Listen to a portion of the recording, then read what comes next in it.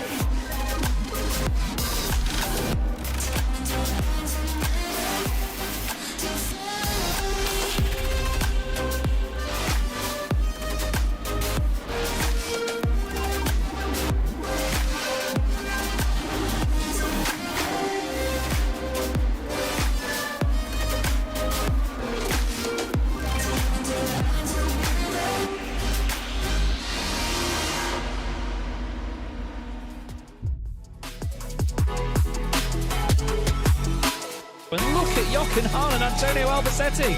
The two of them go flying through the right-hand side, then the left-hand side. Jochen Hahn around the outside, and Lucas Hahn, no father and son, come together on the exit of turn one. And the best thing about this is the fact that it's still a 15-minute sprint race. They've not extended the time of the race. It's still just like, it's going to be, what, 7 laps of Spa Yeah. We get to the real nitty-gritty of motorsport. Crymsun and Smith are side by side for the title in the very final race of the season. As we go back up the hill towards the Schumacher S. Nils Core clips the back at 10. Simon Povey clips the side of Nils Core. They go over the hill and Povey's around. Oh my god, that's going to definitely be the thumbnail, and it hit me in the right direction. Thank you so much. 23 cars.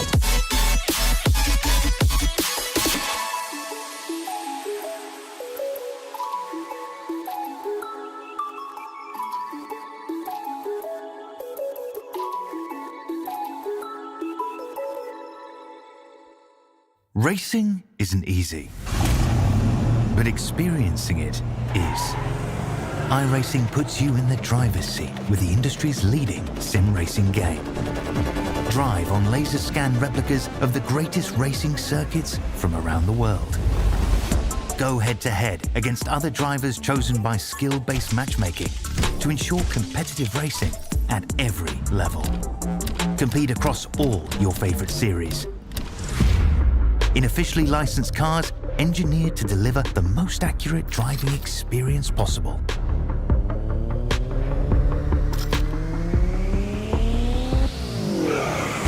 Join a race or host your own with players from across the globe. Race against the computer or in a league with friends. Feel the thrill behind the wheel. Visit iRacing.com.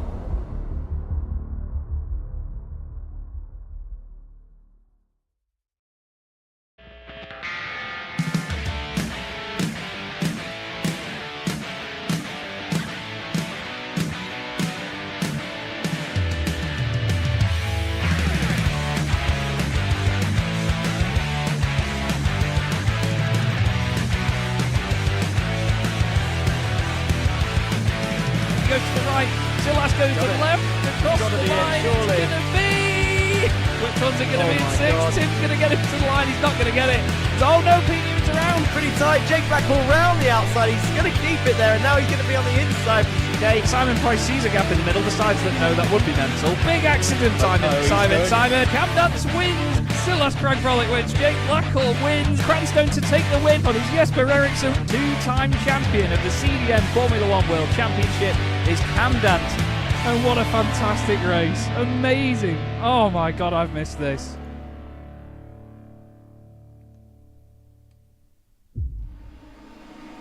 Good evening, everybody. Welcome to Chaz Draycott Media, and welcome to round number 1 of the 1998, but season 3 CDM Formula One World Championship. My name is Chaz Draycott. I'm delighted to be here in the commentary box with the wonderful Paul Jeffrey here tonight. Paul, I mean, if you're anywhere near as buzzing as I am, mate, then this is going to be an absolute corker of an evening for both of us. This is just, well, what a thing we're going to put together, mate. Hey, good evening, Mr. Draycott. Good evening, everybody watching on the Chaz Draycott Media YouTube channel. Wow, the 1998 season is back alive and kicking in iRacing. Mate, you know me very well indeed. You know I like my historic motorsport, although it frightens me to say 1998 is historic. It feels like yesterday. And I am absolutely buzzing for this one. Phillip Island too, man. I've never done a commentary at Phillip Island. It's a bike track, so it's going to be bonkers in these Pro Mazdas. Yeah, it's going to be absolutely ridiculous. For those of you that haven't seen the Chaz Draycott Media Boremula One World Championship before, you are in for quite the treat, I can tell you that. This is going to be a real belter of a championship, and we certainly hope for a lot of fun to be had with this lot, because I can tell you that these drivers, well, we've got a hell of a list for this one. We're going to show you the entry list as things are. After pre-season testing, this is how it looks, with Jesper Eriksson and Tom Stanley in the Williams Mechachrome team, Aaron Smith and Kevin Zemstra. Kevin gets a Ferrari for the third season in a row. He's not happy about it. Ian Stitchbury is next up with Sam Fitzpatrick in the Benetton team. Then it's Lee Aberdeen and Taylor Adams next up. Those guys are very quick indeed, and they are possibly the top team to keep an eye on for this championship. Jake Cranstone and Matt Hoyland, though, a very strong squad in the Jordans. We then have the Prost Peugeot team, Philip Miles and Danny Weir. Sauber Petronas is Ben Chalcraft and Martin Kenyon. Jack Reeve and John Tusting in the Black Beauties that are the Arrows. The Stuart Fords of Stuart Clark and Jack Werrell. Stuart in a Stuart is quite a funny one, I only realised today. Jack isn't here, unfortunately. His appendix exploded last week, very selfishly, so Jack will not be here tonight. Jakub Szymanski will be taking his place. Then it's Francois Brandet and Rob Lundgren in the Tyrrells, and Connor Hatfield and Simon Price will be taking the reins of the Minardis.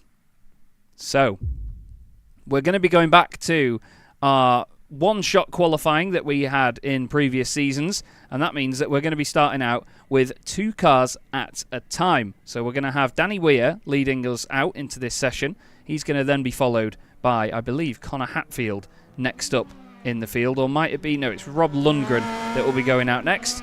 But these drivers just get 1 lap to qualify around here, so they have to be very careful and make sure that they make it count. They'll go out in a pair with about 10 seconds between them, 10-15 seconds or so. They can see the difference between them on their relative box in the bottom right of their own screens. And then once they're ready, then the next drivers will then line up at the end of the pit lane and follow them out and rinse and repeat. It's a good way of doing things, really, Paul, not to blow my own horn, but it means that we get to see these drivers for, well, a lot more airtime, even if they don't have a necessarily busy evening of racing. Yes, it's a great idea in the Formula One World Championship. It was horrendous in Formula One in the early 2000s. Yeah. But yes, in the virtual space, we're a lot better off. And as you say, it's a great opportunity to not only bask in the glory of these resplendently created liveries, but to give everybody a bit of airtime as well during quali. And from a technical perspective, Chaz, a one-shot qualification session is absolutely the pinnacle of difficult for a driver. There is no wiggle room. You can't warm yourself up. You've got to go for it. We've seen in free practice already. What was it? A second covering the top 15 or something ridiculous? Yeah. So you can't even ease yourself in, man. You've got to go maximum attack from the off. You absolutely do. And I want to say a quick thank you as well to Bottle of Scotch Racing and Derbyshire Holiday Homes, the 2 sponsors of this championship. You'll see their logos filtering through in the bottom right corner. And also JL Race Aesthetics, my good mate James Leggett, he helped with the 1997 liveries to begin with, which a lot of these liveries that you see here derive from. And I'm very, very grateful to him for his time and effort going into those. So Danny Weir then on to his first qualifying lap, the very first qualifying lap of the season. And this circuit, Paul, well, it's not one that's easy. I mean, there's a lot of undulation, a lot of rises and crests like this, and he needs to be careful not to go outside track limits because that'll invalidate the lap completely. Going outside of track limits is so very easy indeed because you've got to push the edge of adhesion. We're coming down now into the Honda hairpin. This is one of the difficult corners on the track. Very, very slow. It's very easy to under-rotate the car and run to the outside of the racetrack. It's very easy not to carry the speed through the apex. And these cars, Chaz, 240 brake horsepower. They're not Formula 1S levels of power, so momentum is your friend. And on a track like this one for momentum, that means very high apex speed, maximum commitment corners. Basically, you've got to trust the damn thing's going to get round and stick, which is quite the task in itself, isn't it? It absolutely is, mate. Yeah, the problem with these cars is usually the downshifts as well. When you just hit that left-hand paddle when you're slowing down, they will really easily spin on deceleration. It is a real nightmare for it. We've got a purple sector in Sector 1 for Rob Lundgren, but he doesn't beat Danny Weir in Sector 2, interestingly enough. Danny currently the quickest through there. He's about to round the final corner and be the first driver in Season 3 of the CDM Boremula 1 World Championship to put a time on the board. And across goes Danny Weir, and his first lap of the season is a 1:29.402. Rob Lundgren at the moment, that's just his outlap that has been recorded on the left. Let's see what he can do to beat that. He comes to the line now in the lovely looking Tyrrell. Stays all the way over to the left-hand side. Not sure if he wants a bit of side draft from that, and he's half a second quicker. And he goes for pole position. Then we move on to the beauty of this championship, because just behind them, Francois Brandet is now starting his fast lap. The Frenchman was absolutely buzzing to get into this series, and he's now a part of it. And I mean, look at the commitment around here, Paul. To be fair, this car handles this corner very easily, but you've still got to have some plums to do it. Oh, for sure. Absolutely. You know that there's basically zero wiggle room. If you go off, you're going straight to the scene of the accident. There's absolutely nothing that you can do about it. So commitment and bravery is order of the day in qualification. And we've seen that already with the 1:28.841 for Robert Lundgren. Very quick time indeed. Will it be quick enough to keep the Tyrrell Ford at the top of the field? That's a big question that we shall ask ourselves. And Francois Brandet is doing a solid job, shall we say, in the second of the two Tyrrells so far. But again, Chaz, as the session winds on, drivers have seen other people going out, they're building their own confidence, building themselves up. I expect the times to tumble each and every car that hits the track. Yeah, that's the beauty of it. There is natural sort of pace progression as we go up the order. So we're in reverse pre-season testing order, and then from this point onwards it'll be reverse championship order. And then my wonderful friend Ben Chalcraft, who you will see racing in this championship, has put together a great point sheet for us that's very, very comprehensive, and we'll sort everything out via best result, if not by points. Francois Brandet, 2 green sectors, so he's obviously on for his personal best, because why wouldn't he be? But Simon Price has set a purple sector 2, so he's surely going to go quicker than some of these guys. Francois crosses the line, and he puts himself in second place by just 19 thousandths of a second. Very close already, Paul. Welcome to Formula 1. Absolutely love it. These little low horsepower single seaters, they look like a Grand Prix car, but they drive very differently indeed, and we love to see it. Price then in the Minardi Ford sets his time, and again a beautiful livery, 1998 people, where cars look pretty, unlike the garbage that we have nowadays. And there we go. I can be quite blunt about these things. It's all good. I don't like modern Formula 1 cars at all. Bring back these beautiful Minardis with a million stickers on them. Love it. Indeed, it's like Minardi couldn't decide who they wanted to have as their sponsor. There's someone having a bit of a smokescreen in the pit lane. I think Phillip Miles. No, of course, it's not going to be him. It's Martin Kenyon deciding to be a part of the Red Arrows. Jakub Szymanski, we mentioned him just earlier. He's stepping in for Jack Werrell this evening. Get well soon, Jack. We hope you're all good, buddy. He's apparently on the road to recovery and should be okay. But Jakub, who raced with us in Season 1, hasn't driven on iRacing in over a year, and he is certainly throwing himself right in at the deep end here, Paul, with one of the most difficult little cars, and certainly chucking it in a very deep end with all these guys who love this machine and know it very well. Yeah, that is a real big test of his bottle, it has to be said. The beautiful Stuart Ford is the car of choice, of course. 1998, come on, Paul, cast your memory back. Who was that? Rubens Barrichello and Jan Magnussen. Yes. I think it was 1998. So not the most successful of cars, it has to be said. No. Although it became massively less successful when Jaguar took over. But that's a story for another day. And Jakub Szymanski doing a great job with the purple Sector 1. So belying the lack of recent experience, methinks. Yeah. Looking like a good challenger for a front row provisional. Yeah, absolutely. It was interesting to see the absolutely torrid reliability of the Stewart in 1997, 8 and 9. But 1999, a lot of people forget Rubens Barrichello. I mean, that's the season that got him signed to Ferrari because he was best of the rest between the Ferraris and the McLarens and everyone else. That Stewart, when it wasn't breaking down, was rapid. Connor Hatfield's going to be hoping that his Minardi is rapid. It's probably weighed down by the amount of stickers on it. Doesn't even improve his final sector there. As he crosses the line, he still goes fastest, though. Fair play to the lad. Still goes quickest with no purple sectors. He's just consistent throughout. What about Jakub Szymanski? A yellow final sector from him. But is that pole? Yes, it is. 83 thousandths of a second, though. And he now moves the bar a bit higher. But still, Paul, we've had 6 cars and they're only separated by 8/10 of a second. That's not a massive amount, really, considering that way back when in Formula 1, I mean, we all look at it with rose-tinted glasses because it used to be Villeneuve, a minute and a half, then Schumacher, and then everyone a lap down, didn't it? Shh, don't look too deeply into the headlines, Chaz. What's wrong with you, man? It's all good. It happened in the past, which means automatically it's better than what's happening nowadays. That's how the world we live in works, I is it like not? that. I like that a lot. I've never heard it explained like that, but you're absolutely right, yeah. And look at this one. This is another car that was, in its day, I think 1998, it wasn't too bad, actually. 97, the first year that Alain Prost took over the Ligier concern. It was a very quick car. 98, not so bad. Olivier Panis did a pretty good job until he broke both his legs in Canada the previous season, if memory serves. And then it kind of went downhill from there, and we haven't had a French national team, so to speak, since then, really, apart from kind of the on-off again Renault, but less we say about Renault/Alpine, the happier everybody will be. And one thing Alain Prost certainly did, even if the car was poop, they made some pretty looking vehicles, didn't they? And that one does look particularly good. Simple, but effective. Yeah, I liked this one in 98 and in 99, actually, the PlayStation branding. I don't know why, but they had it really high up on the side pod, and it just worked.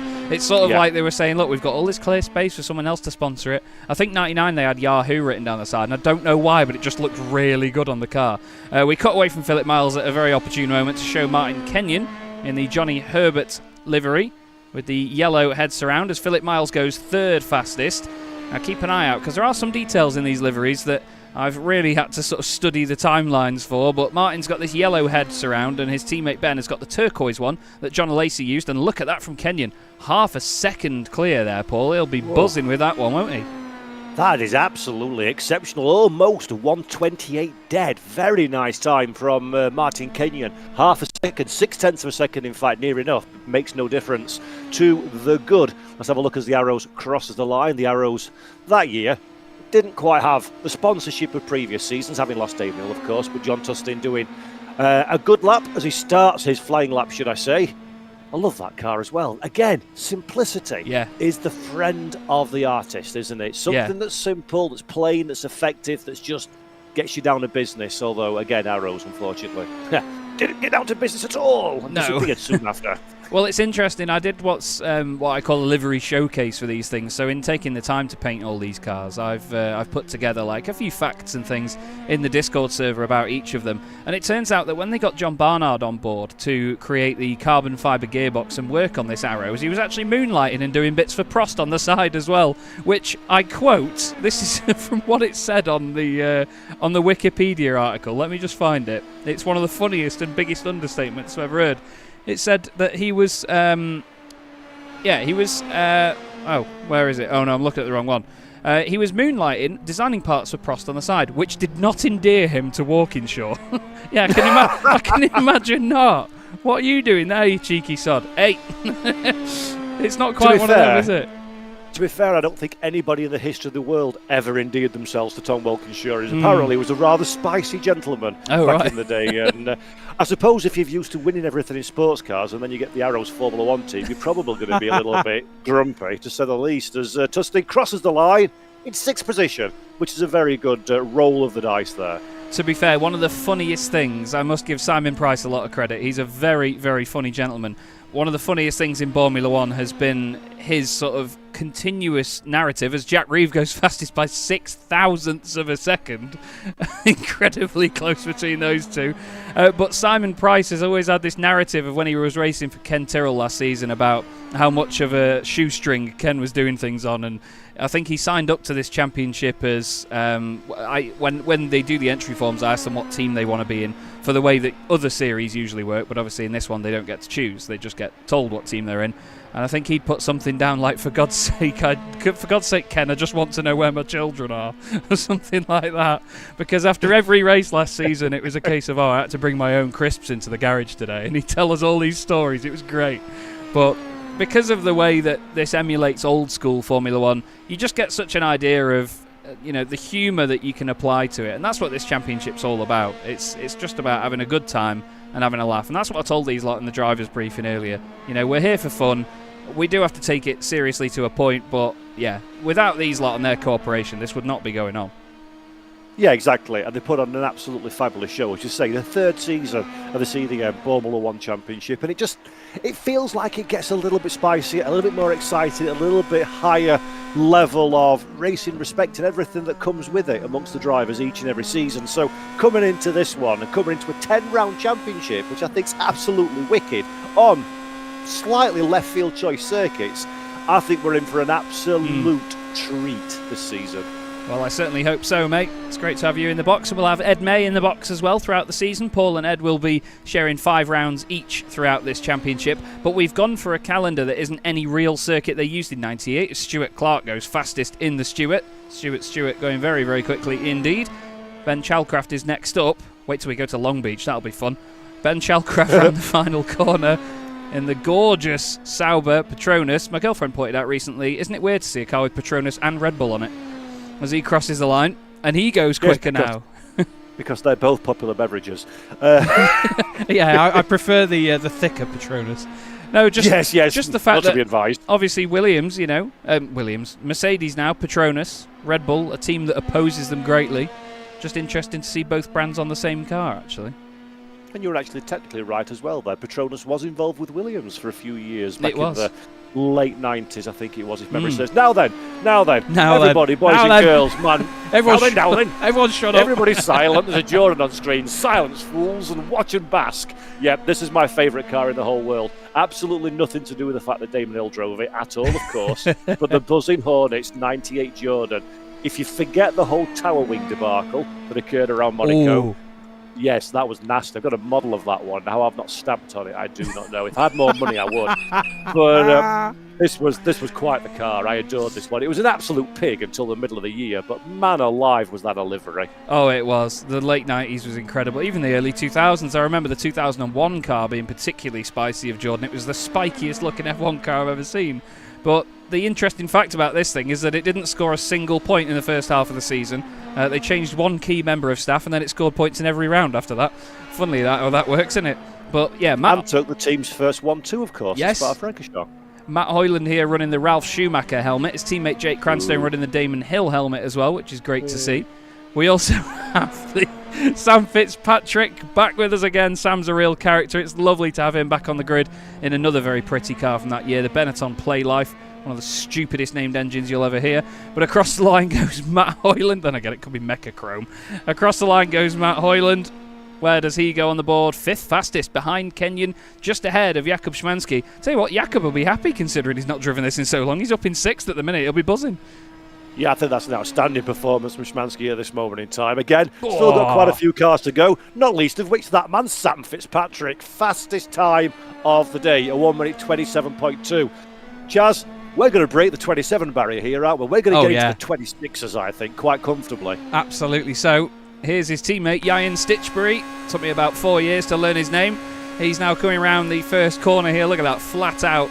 On the high downforce setup we used at the start of the seasons previously, these cars would barely get to 134 miles an hour on their own without slipstream. Here they're doing nearly 150 in the medium downforce setups. You can see some of the gravel being picked up on that tyre there on the right-hand side. iRacing's debris refresh really drags a lot of dirt and dust onto the circuit, so the drivers are going to have to be careful of that. He's trying to drag some of his own on there, is Yayan. He's particularly flamboyant in GT cars, is Yayan, but he's a lovely gentleman all the same. Another very funny character to have amongst the paddock. He's got Tom Stanley in his sort of duo with him. Heinz Harald Frentzen, if you will. Car number 2 in the Williams. Another car that I think divided opinion. I really liked this. It was a shame to see them go away from the Rothmans design, but I really enjoyed the 98 car. I enjoyed the 98 car because they've relatively recently sacked Damon Hill, so any bad things that could happen to Williams were glorious. So I actually adored the 98 and the 99 car, I must say. Yeah, the 99 one was gorgeous. I do sit on the fence, my friend. Well, I don't sit on the fence, Paul. Stop talking garbage. I sit firmly in the garden of that is a ugly livery. I'm a Rothmans blue and white man through and through. Or the little camel thing they had in the 90s with the yellow roll. Oh, yeah. Oh, that's where it's at for Williams. It absolutely is. Let's see where it's at for Yayan Stitchery. 6th place for him, between Kenyon and Hoyland. He'll be hoping for a little bit more than that. Jack Reeve has put an incredible time on the board there. He's 4th in the Arrows. Stuart Clark is 3rd in the Stuart. Make that 4th now as Tom Stanley goes 2nd quickest in the Williams. Still behind the Benetton Playlife of Sam Fitzpatrick. That time by Sam is going to take some beating. You know what though, Paul? No bias because it's Jordan with Damon Hill's car on it. If anyone's going to do that right now, I think it's Jake Cranstone. Jake is an SRM GT4 Challenge champion. He's a Formula 1 runner-up last season, actually. So it's strange to see him in a midfield car, so to speak. But also, he is a runner-up in the British Boring Car Championship as well. And Jake knows his way around a lot of cars on iRacing, and he's a lovely lad and very, very quick. So I feel we may see that lead time tumble, potentially, from Sam. Yep, looking forward to seeing if they can pull it out of the bag. One-shot qualifying again, folks, if you're just joining in on the Chaz Draycott Media YouTube channel. This is the qualification session for the first round of the season. One shot. What do I mean by one shot? It means you've got one time, one opportunity to set a song in there somewhere, to set a lap time, and big pressure for everybody on the racetrack. So far, so good. Sam Fitzpatrick's the one that's pulled it out of the bag in the best way possible, half a second up. He has indeed. Jesper Eriksson is wearing the number 19 tonight. He shouldn't be. I can tell you that for free. Basically, he has usually got the number 0 assigned to him in the league because Cam Dance is not here, the 2-time champion, not returning for this season. Unfortunately, commitments outside of the sim mean he cannot be here. So his previous number 1 was not carried over to any team, and we were going to put Jesper in the number 0 car, but iRacing doesn't seem to like it and has given him car number 19. So some of the numbers have been thrown about. Let's see what Cranstone can do. Can he take Fitzpatrick off the top? He cannot. Fitzpatrick's still clear by 3.5 tenths of a second. I don't know where Sam's been hiding that, but we know he's quick. I mean, he was teammates with Cam Dance, won the Constructors' Championship last season for Williams. That is an outrageous time by Sam. Let's see what Jesper can do. No purple sectors from him. Across the line he goes.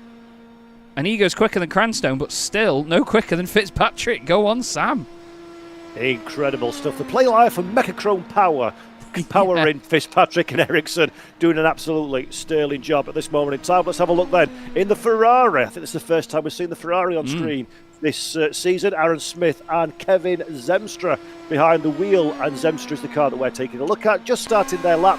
And Chaz, this is what puts hairs on your chest at Phillip Island. This first sector is pure gold, isn't it? Absolutely is, and you can see they're really testing the limits of the circuit there, really pushing it hard.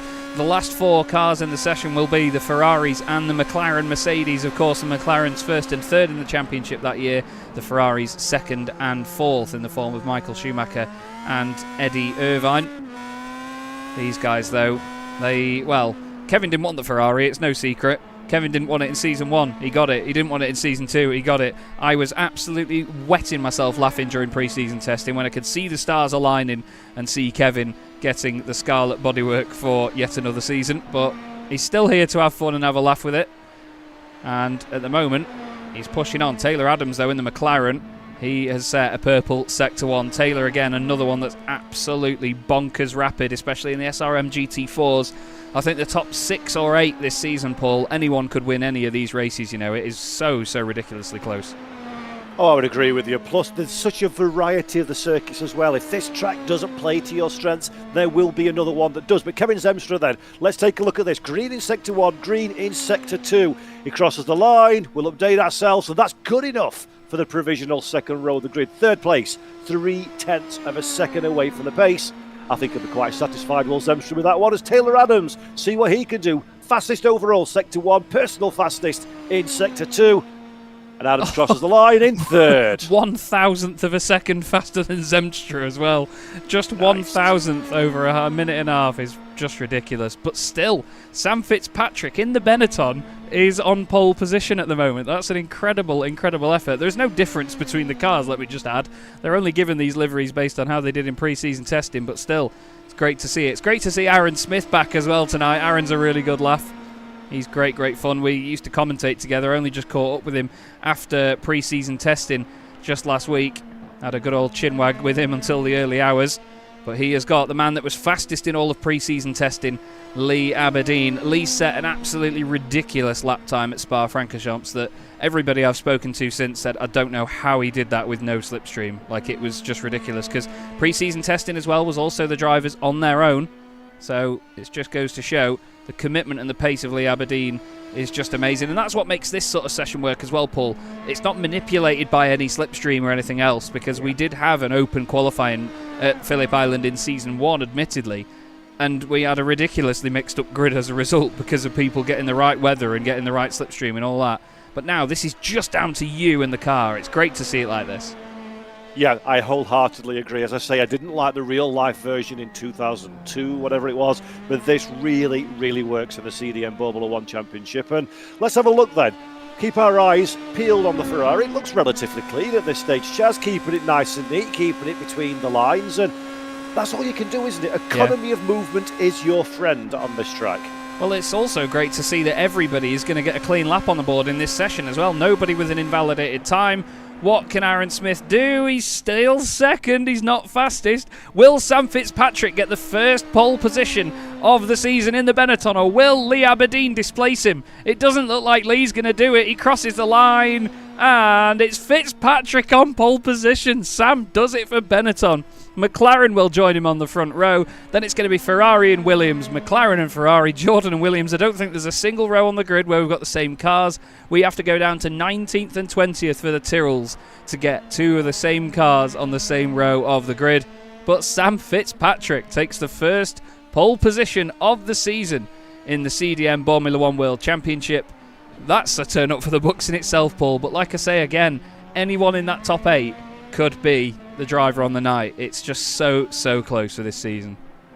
Yep, it is all still very much to play for. 1 second covering the top 15, as you say, and I must admit, that's a reasonably realistic looking team layout of where the Benetton's maybe the outlier, but reasonably looking at that one, that's not a bad shout for period correct championship, qualifying standings. Well done, boys. That's a nice little session to get us started. A warm-up and a amuse-bouche, as you might say, before we do the main race. I am ever so slightly more stoked than I started the night, which is pretty impressive while keeping in the confines of what's legal. I'm quite excited about this. It's going to be good. Well, what I must do, everybody, is just give me 1 second, because I've just realised one of the key little details from a previous season is that Chaz is a massive idiot. I mean, we all know that. But I'm just going to fade things out for just a second to a quick thumbnail here, because what I need to do is go into iRacing and advance the session into the next warm-up now that everybody has qualified, and I need to remember to set myself some fellow admins to go and be able to do that for me next sessions, let's say. But what a great qualifying, Paul, and to be fair, it didn't take half as long as we've seen it take in the past, and that's one of the benefits of having it done like this in the sort of one-shot style. Yeah, qualifying's a great thing. It's absolutely pivotable, that's not a word, it's absolutely pivotal for a motor race, but frankly, it can be a little bit dull sometimes in some events when you've got a 30-minute everybody on track and just see what happens. So it's nice to add a little bit of spice. It shows the drivers exactly what tasks they've got in hand, and they've got to be committed, they've got to be up for it. And it gives us a relatively well-ordered grid, relatively pace-appropriate. So we are geared up for what should be an absolutely great motor race. And Chaz, we were talking a little bit off air, but we're thinking this one's going to come in. We do it in the regulations by mileage. We're thinking this is going to be about a 40 lapper, I would say, isn't it, for Phillip Island in these cars? Yes, 40 laps here tonight in these machines, and all of the races throughout the season will be set via laps, and then it's to 175 kilometres at least. So basically, even if we have a lap count that takes us to 175.01 kilometres, we will still do a lap extra just to make sure. So yeah, it's as many laps as it takes to get to 175 Ks. Paul and I will just take a quick break here, everybody, for just a moment. So if you bear with us, we will be right back with you here on Chaz Draycott Media. Don't go anywhere.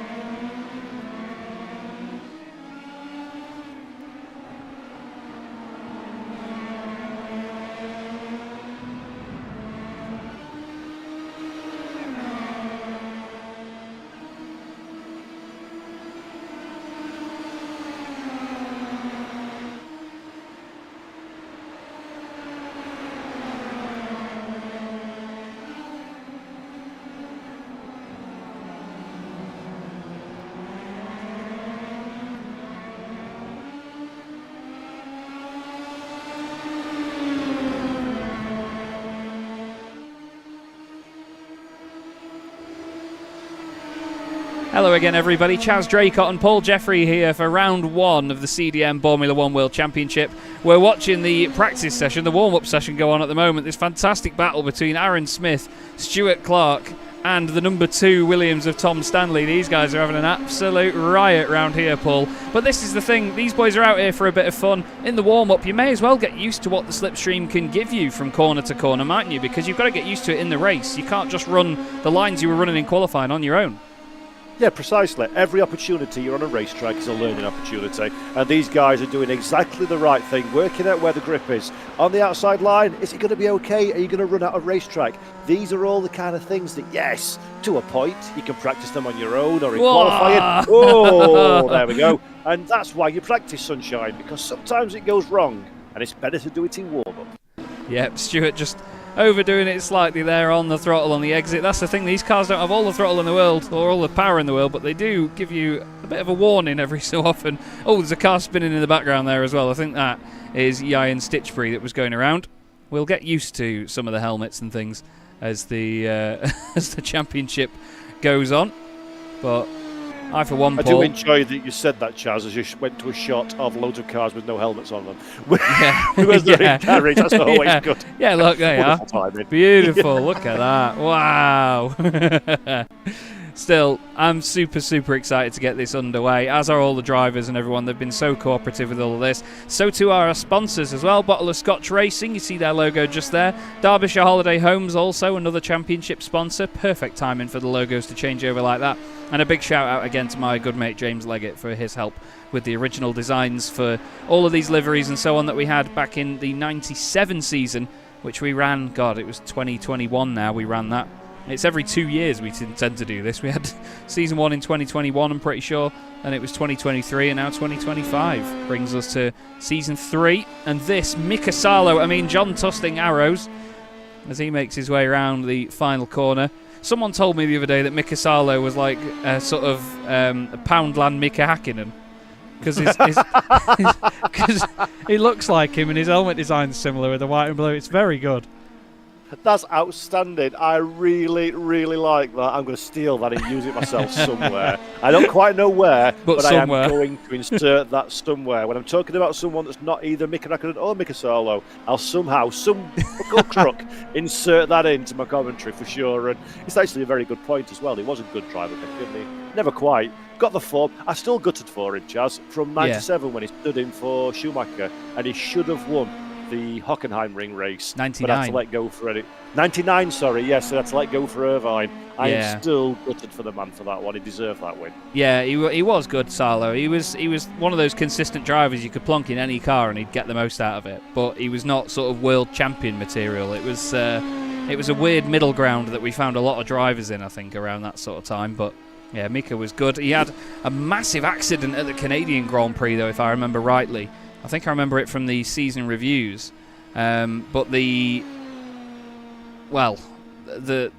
accident, I think it was an arrows going in the wall in Canada. I think, yeah, that's a Tyrrell going in the wall in Australia. Well, he's gone to New Zealand now. They'll do this. They do that at the end of sessions. Park. yeah, he'll end up at the top of the hill in Bathurst there. That was Francois Brandet bringing a bit of flamboyance. End of the session then. And for the first time this season, we're going to look at our grid. It's Sam Fitzpatrick on pole position, Lee Aberdeen alongside him on the front row. Aaron Smith and Jesper Eriksson make up row 2, Taylor Adams and Kevin Zemstra on row 3. Then it's the Jordan of Jake Cranstone in 7th ahead of the Williams of Tom Stanley. Sauber Petronas and Stuart Ford make up the 5th row, Chalcraft and Stuart Clark. Then it's Jack Reeve alongside Martin Kenyon with Ian Stitchbury and Matt Hoyland. Then it's Jakub Szymanski, did well in the Stuart there, 15th on the grid ahead of Connor Hatfield. Phillip Miles in his Prost is alongside John Tusting's Arrows. Then it's Rob Lundgren and Francois Brandet, the 2 Tyrrells in 19th and 20th. Simon Price and Danny Weir make up the back row of the grid. Very quickly, Paul, we've not had a lot to look at here yet in terms of where these drivers will line up with one another, but any predictions?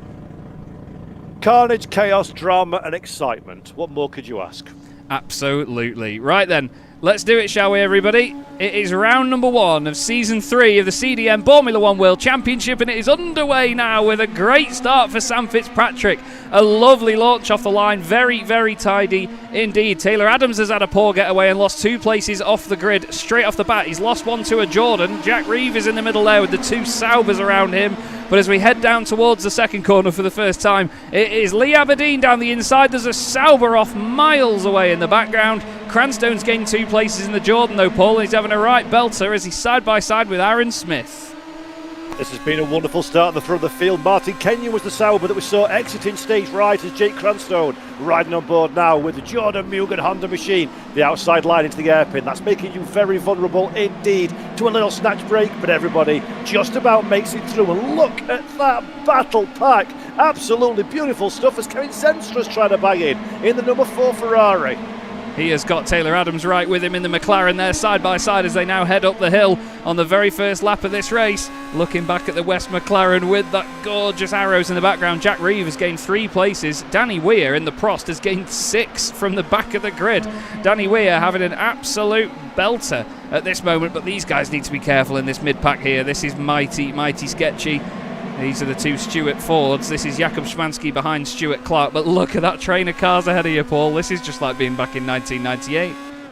Yeah, it is, but a lot more entertaining. And Jakub Szymanski, by the way, has done a sterling job. Called up last minute into this car, managed to navigate his way around the first lap, which is not the easiest task in the whole wide world. It has to be said. But Jakub doing a very nice job, 14th position. Let's have a look, though, at Lee Aberdeen, currently leading that McLaren. Just behind him, Sam Fitzpatrick is interested as well. Aaron Smith in the Ferrari, keeping a watching brief. But that man, Jesper Eriksson, has he got the legs? That slipstream, Chaz, not working out as well as you would expect on this opening tour. No, I don't know if he's just taking a lap to just sit and wait and see what's happening with the car in front, see what sort of pace difference he's got over him. It's going to be a case of these guys just scoping one another out as the Stewart goes. The Sauber's late into the corner, and that is Tom Stanley in the Williams, who has absolutely clouted him. That's Ben Chalcraft. Not the start to the Boar Prix, as we say, instead of Grand Prix, that the Saubers would have liked there. He got absolutely clouted. I think he tried to brake to make sure that he didn't go into the back of somebody else there. I think Matt Hoyland was involved in the Jordan as well a little bit. I saw at the back of the screen. Look, there's Hoyland having a look to the inside line. Ooh. That's the lock-up. Oh dear. Oh, for Ben, that's super unlucky. We've seen how many times in that corner of this race have we seen that happen in real life? Oh, Tom's just a little bit hot on it. Ben snatches a break. To be fair, yeah, Ben's very unlucky. And Tom does the right thing. Fair play to Tom. Great sportsmanship that. He waits for Ben to get going again before he then gets moving. I want to go back and have a look at what happened to Martin Kenyon on the very first lap of the race as well, because he went for a ride, didn't he, Paul? Oh, yes. This is not the kind of race, part of the racetrack that you really want any kind of dramas. Look at this then. With flat chat, trying to find a gap. Oh, you just... Everybody bottlenecks up. It's the accordion effect, isn't it? And then... good stuff from Martin Kenyon, electing to bail rather than take anybody out, but real shame. No damage though, car still on track, 22 still running. Oh, I was just going to say Danny Weir's having a belter. He's gained 8 places. He's just thrown them all away, just runs wide in the wash of his teammate's car. You do get a bit of aero wash in these things, so you have to be careful of it. Danny off the road, recovers nice and tidily, but it's Lee Aberdeen leading the Williams of Jesper Eriksson. Then we've got Aaron Smith in the Ferrari. Jake Cranstone has moved up well in the field. Pole sitter though, Sam Fitzpatrick, he's dropped down to 5th position here, Paul. He's been swallowed up in the early stages. Jack Reeve is doing a great job in the arrows at the minute as well. He's in 8th position and he's on an absolute flyer, I'd say. There is tending to be a bit of a breakaway here. The top 8 cars becoming that initial train that we tend to see in this championship. And this will work out very well for the likes of Sam Reeve and for the likes of Szymanski ahead as well. Try and do a little bit of fuel saving in the early stage of this race. There's no point going hammer and tongs. We've got limited fuel in these cars, so there will be pit stops, a minimum of 1, but more, no, sorry, a minimum of 2, should I say, starting from lap 8 onwards. So if you're the likes of Jack Reeve, good opportunity, get plenty of slipstream, save a little bit of fuel, and just keep the options open, Chaz. That's the name of the game, isn't it? It's a bit of high-speed chess of sorts at this stage. Keep your options open, think big picture, and listen to Jack just bouncing off the rev limiter at 150 kilometres an hour. You've got to have some bravery around that corner at these speeds. Zemstra now down the inside of Sam Fitzpatrick, so Sam's lost another place and he's running a little bit wide there. We've got Jakub Szymanski off the road. He's the next one to visit the beach. Szymanski dropping down quite considerably. Taylor Adams is also going past Sam Fitzpatrick. And, Sam going slowly for a second there, backing out of something. Wow, the pole sitter is not having the race go his way at all, is he, Paul? It really isn't, Sam. I think it's a little bit reluctant at this moment to get too many elbows out. And to be fair, that's not a bad strategy. You can very easily lose a wing or damage the aero profile, or even worse, the suspension. And that's just going to cost you massively over the course of 40 laps. So Sam, perhaps erring slightly on the side of caution in these opening few laps. But again, it's a long-ish race. There's plenty of opportunity as long as you keep things nice and clean. And for Fitzpatrick, the car's all pointing in one direction. That's the most important thing, early doors at least. Yeah, definitely. He'll be absolutely buzzing with the fact that he's got the car still in this fight at the end of the day. But Lee Aberdeen, great start for him in the McLaren.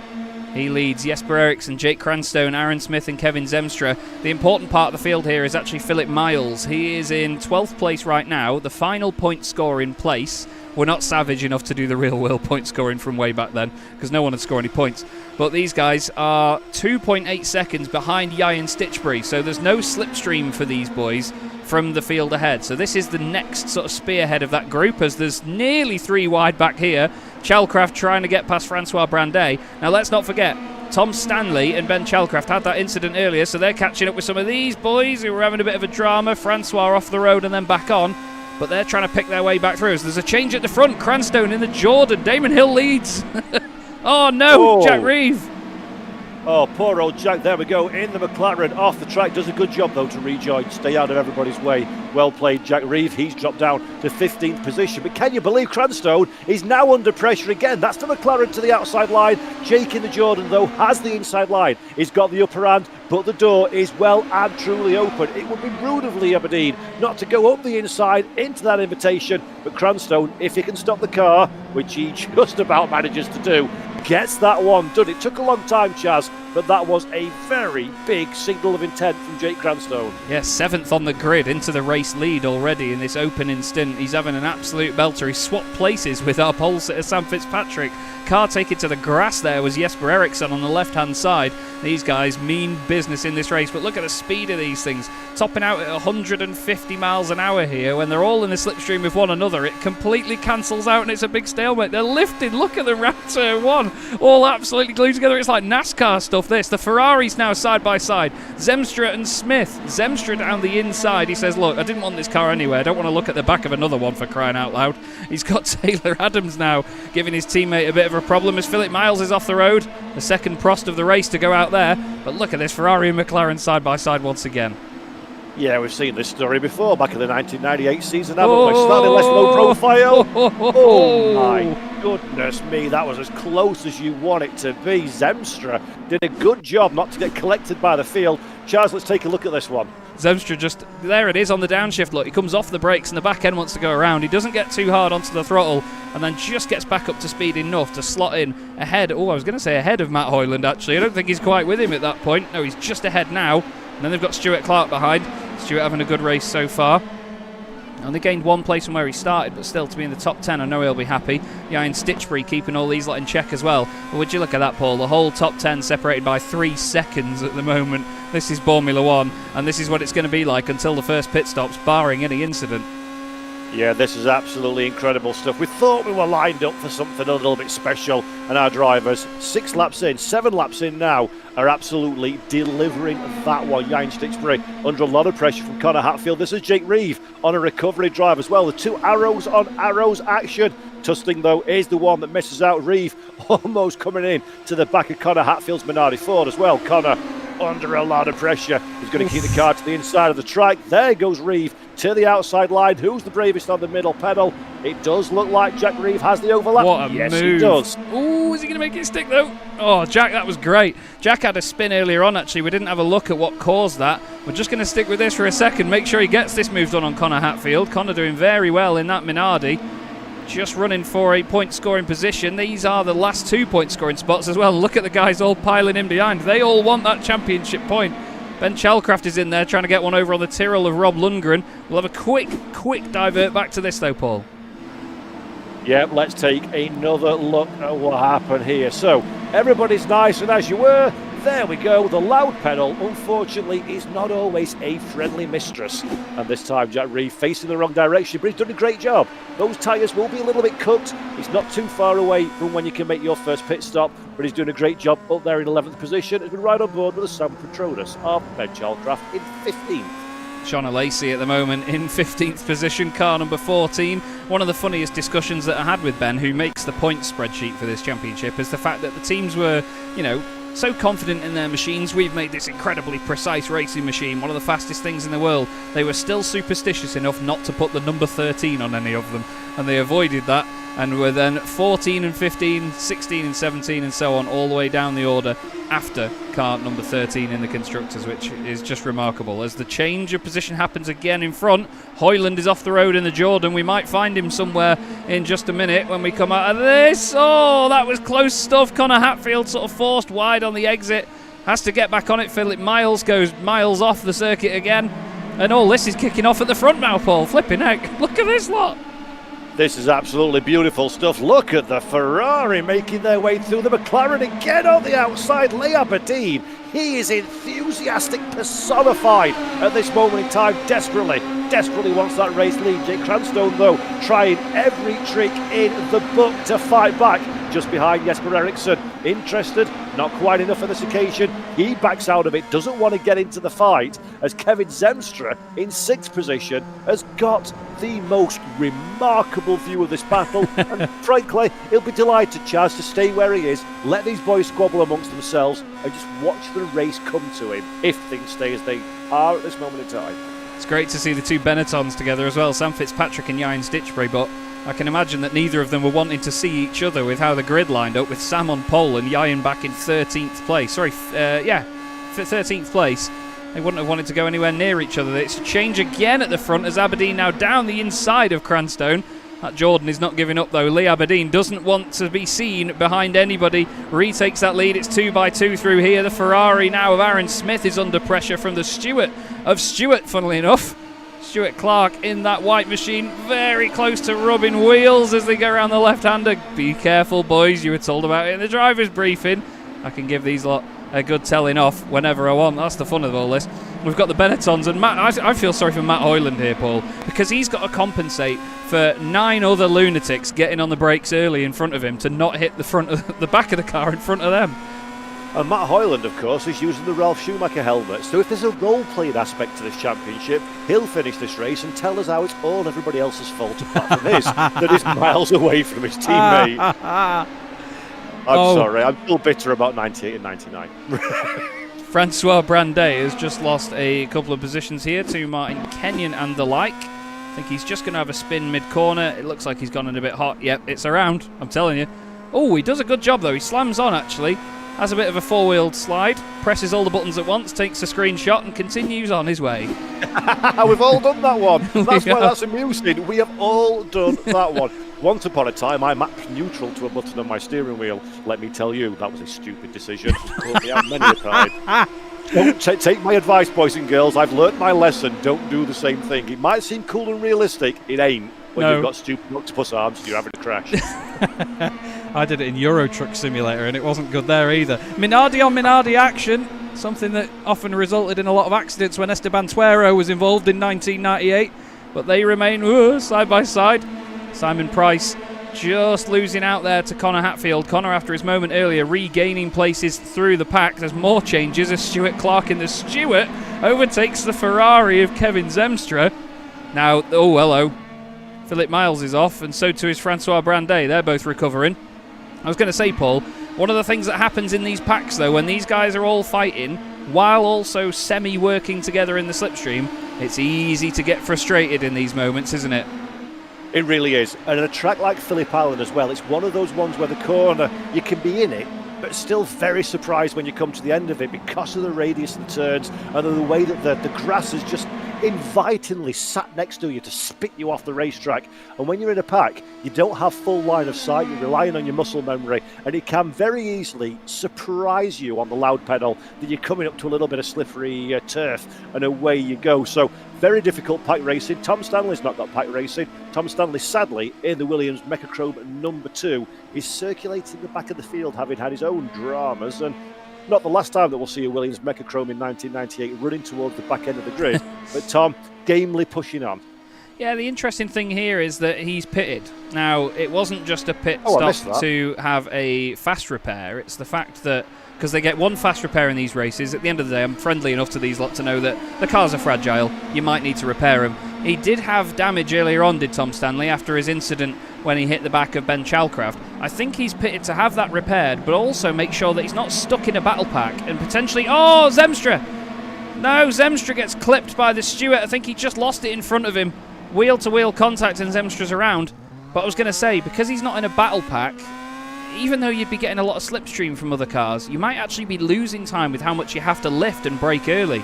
So maybe Tom Stanley trying to play the long game here. Let's have a look what happened to Zemstra though, Paul. I think Stewart just loses it on the exit.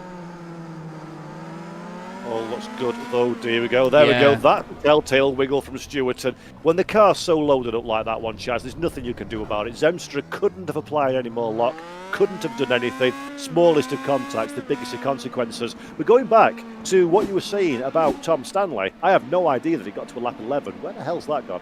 I know, innit? This is a good strategy from Tom, I think. Get out of the melee that's going on around you. I always in multi-pit stop races, very much champion that suggestion. Concentrate on your own pace, delivering your own deltas, and then when things wash out, it may work out very nice indeed. Matt Hoyland is not working out particularly well at this moment in time. He has made a position, but look at the squabble. Look at this, perfect example. They've squabbled, have Matt and Stitchbury, and look at the gap ahead of Hoyland now. That is very visual representation of how not doing your own lap times can have a bit of a consequence. Phillip Miles coming into the pit lane to make his first stop of the race. I believe he's popping into the box. The car might go up in the air onto the jacks. No, he's not taking tyres at this moment. Oh, no, he is. Yep, it goes up one axle at a time. So it'll lift the front up, and it'll put it back down, and then it'll lift the rear up, I believe, as well. Today. Yes, very slowly. It's not on jacks like GT3 cars where you plug them in and they just hover. But Lee Aberdeen still leads this race. It's like a beehive, isn't it? Just popping up over the hill. It's absolutely amazing to see. They are all so close together. This after 12 laps, 17 and a half minutes of racing, and the top 9 cars are separated by less than 3 seconds. It's just, this is like going back to FIA Motorsport Games, Paul, and covering the Formula 4s. It really is. Low-powered single-seaters are absolutely amazing. I'd also like to thank Matt Hoyland for instantaneously showing that I know absolutely nothing by closing up to the battle pack within the space of 2 corners. I'm beginning to have self-doubts about my knowledge of motor racing because the amount of times that happens is just ridiculous. Sam Fitzpatrick then, 9th position that we saw just then from pole position down to 9th. And Stuart Clark, this is a driver that's worth shouting about. Stuart has had a stellar opening stint to this race. He's been in the heart of battle. He's still in the heart of battle, but he's kept that Stuart Ford nice and clean as he locks to the inside. Be careful, Stuart. Aaron Smith trying to fight back. A little bit of a ding-dong as well between Taylor Adams and Jesper Eriksson just ahead. This is, as a driver, this is absolutely buzzing, amazing fun, but terrifying at the same time, isn't it? Oh god, yeah, my legs would be going like the clappers right now. I would be dancing around on my pedals like nobody's business, not knowing which one to push, how hard to turn the steering wheel, where to look, because this lot are showing you just what Formula 1 is all about. Look how close they are to one another, even around some of the tightest corners on the circuit. They are pushing like mad. It's a proper roller coaster this around Phillip Island, and that's when you're on your own, let alone having 8 of the other idiots around you and all to lob these little hornets about. It's fantastic fun, is Formula 1, and this race is showing just that. But would you look at this? Sam Fitzpatrick started this race on pole position. It's sort of like NASCAR in a way, Paul, where for the next half hour the positions don't really matter. But at the end of the day, you've got to be in the right place at the right time, because now there's been a battle between Stuart Clark and Aaron Smith in particular.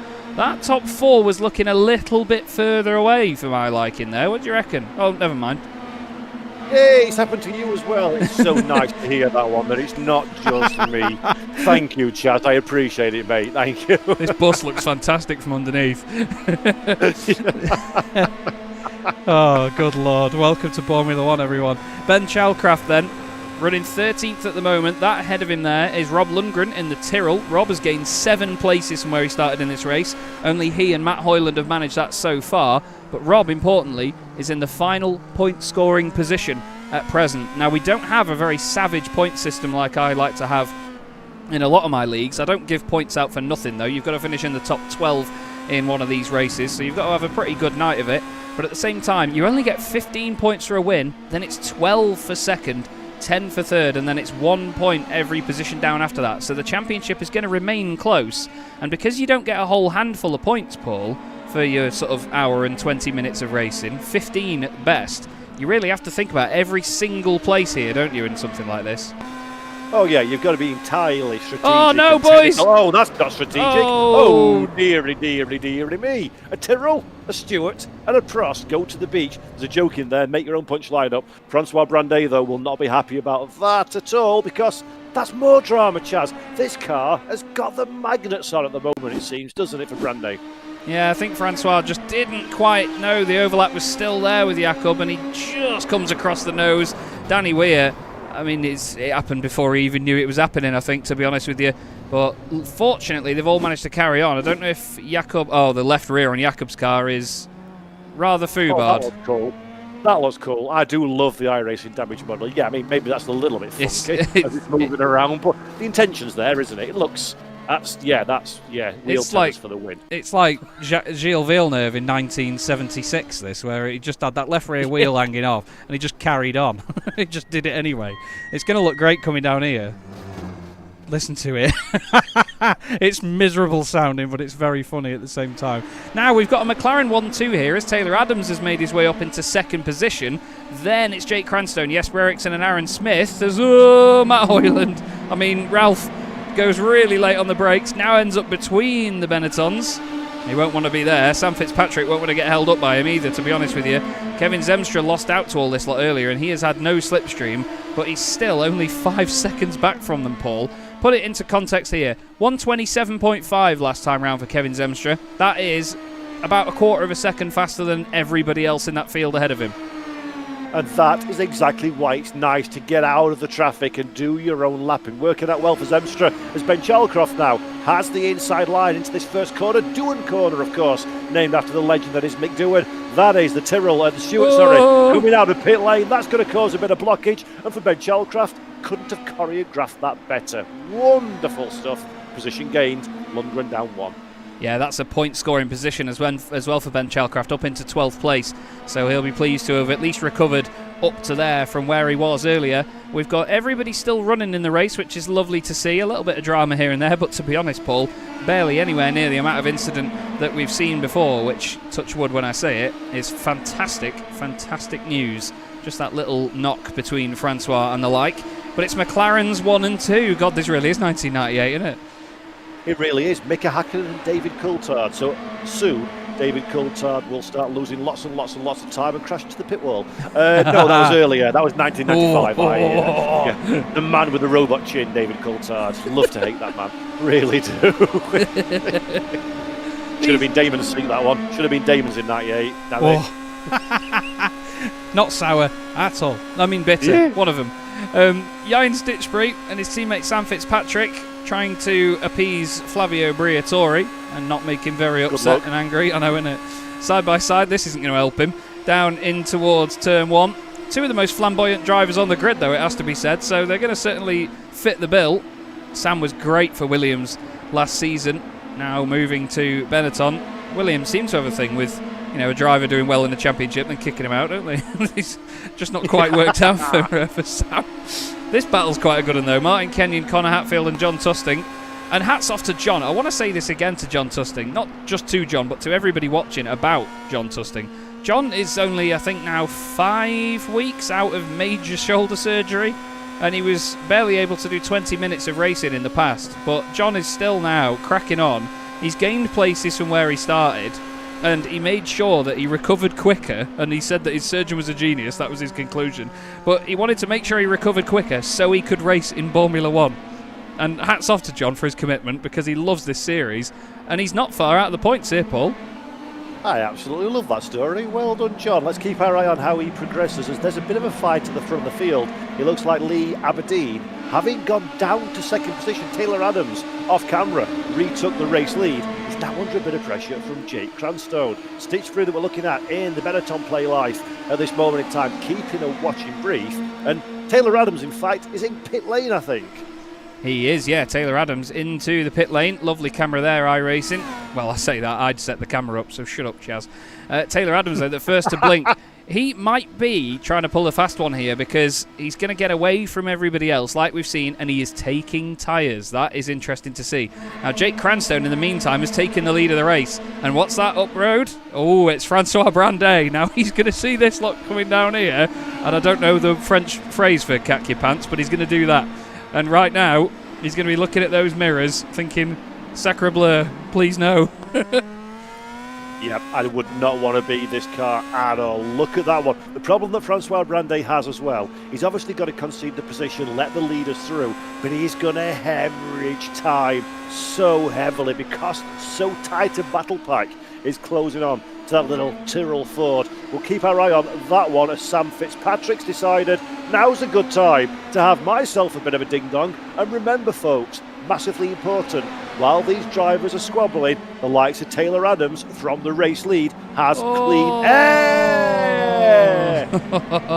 Stuart Clark straight lines it on the brakes, has contact with Sam Fitzpatrick. I wonder whether that's going to urge Sam to pit a little bit sooner than he would have done before. A few more into the pits. Lee Aberdeen and Jesper Eriksson. Importantly, two of the drivers that were near the front. Matt Hoyland also into the pit lane now, slowing it down very drastically. Big shout out to Christian Rose in the chat, by the way. He's another reserve driver for this championship, previous driver for McLaren in the Formula 1 series. He said if it's serious role playing, the Stewart would have blown up by now. And he's absolutely right. The man has a point. He does the have man a has a point. Stuart Clark's just thanking his lucky stars he's made it this far. More activity. Zemstra into the pit lane. Tustin going by in the arrows. So we'll see who is the highest placed out of those that have pitted so far. It's looking to be Lee Aberdeen as he's ready to get rolling. But look at that, Jesper Eriksson. He's saved quite a bit of fuel. Jesper Eriksson was stationary for 17 seconds. 14 seconds for Jack Reeve. Oh no, it's still counting up actually. But Jesper Eriksson, well, he has disappeared away as, oh God, careful son, disappeared away from Lee Aberdeen, and he's outside of slipstreaming range. Now, how long will that last, Paul? Because I don't think it's going to be that long. I don't think it's going to be long at all, but it's an absolute masterstroke from Eriksson. Just doing exactly what we said. Play it nice and steady in the first stint, save a little bit of fuel. You might be asking, why do you want to save fuel? Because they can still make it on 2 stops. It's for that exact reason. You will be stationary for a shorter period of time than the cars around you. So Eriksson put himself in a wonderful position as the first of those that have stopped. Interestingly, though, Taylor Adams. Remember Taylor Adams? Momentarily was leading the race. He was the first of the front runners to stop. Not worked out at all. He is net third position when all the stops work their way through. Aaron Smith, Jake Cranstone, Ian Stitchbury and Sam Fitzpatrick coming down the pit lane next up. I believe as well we will also have John Tustin coming in.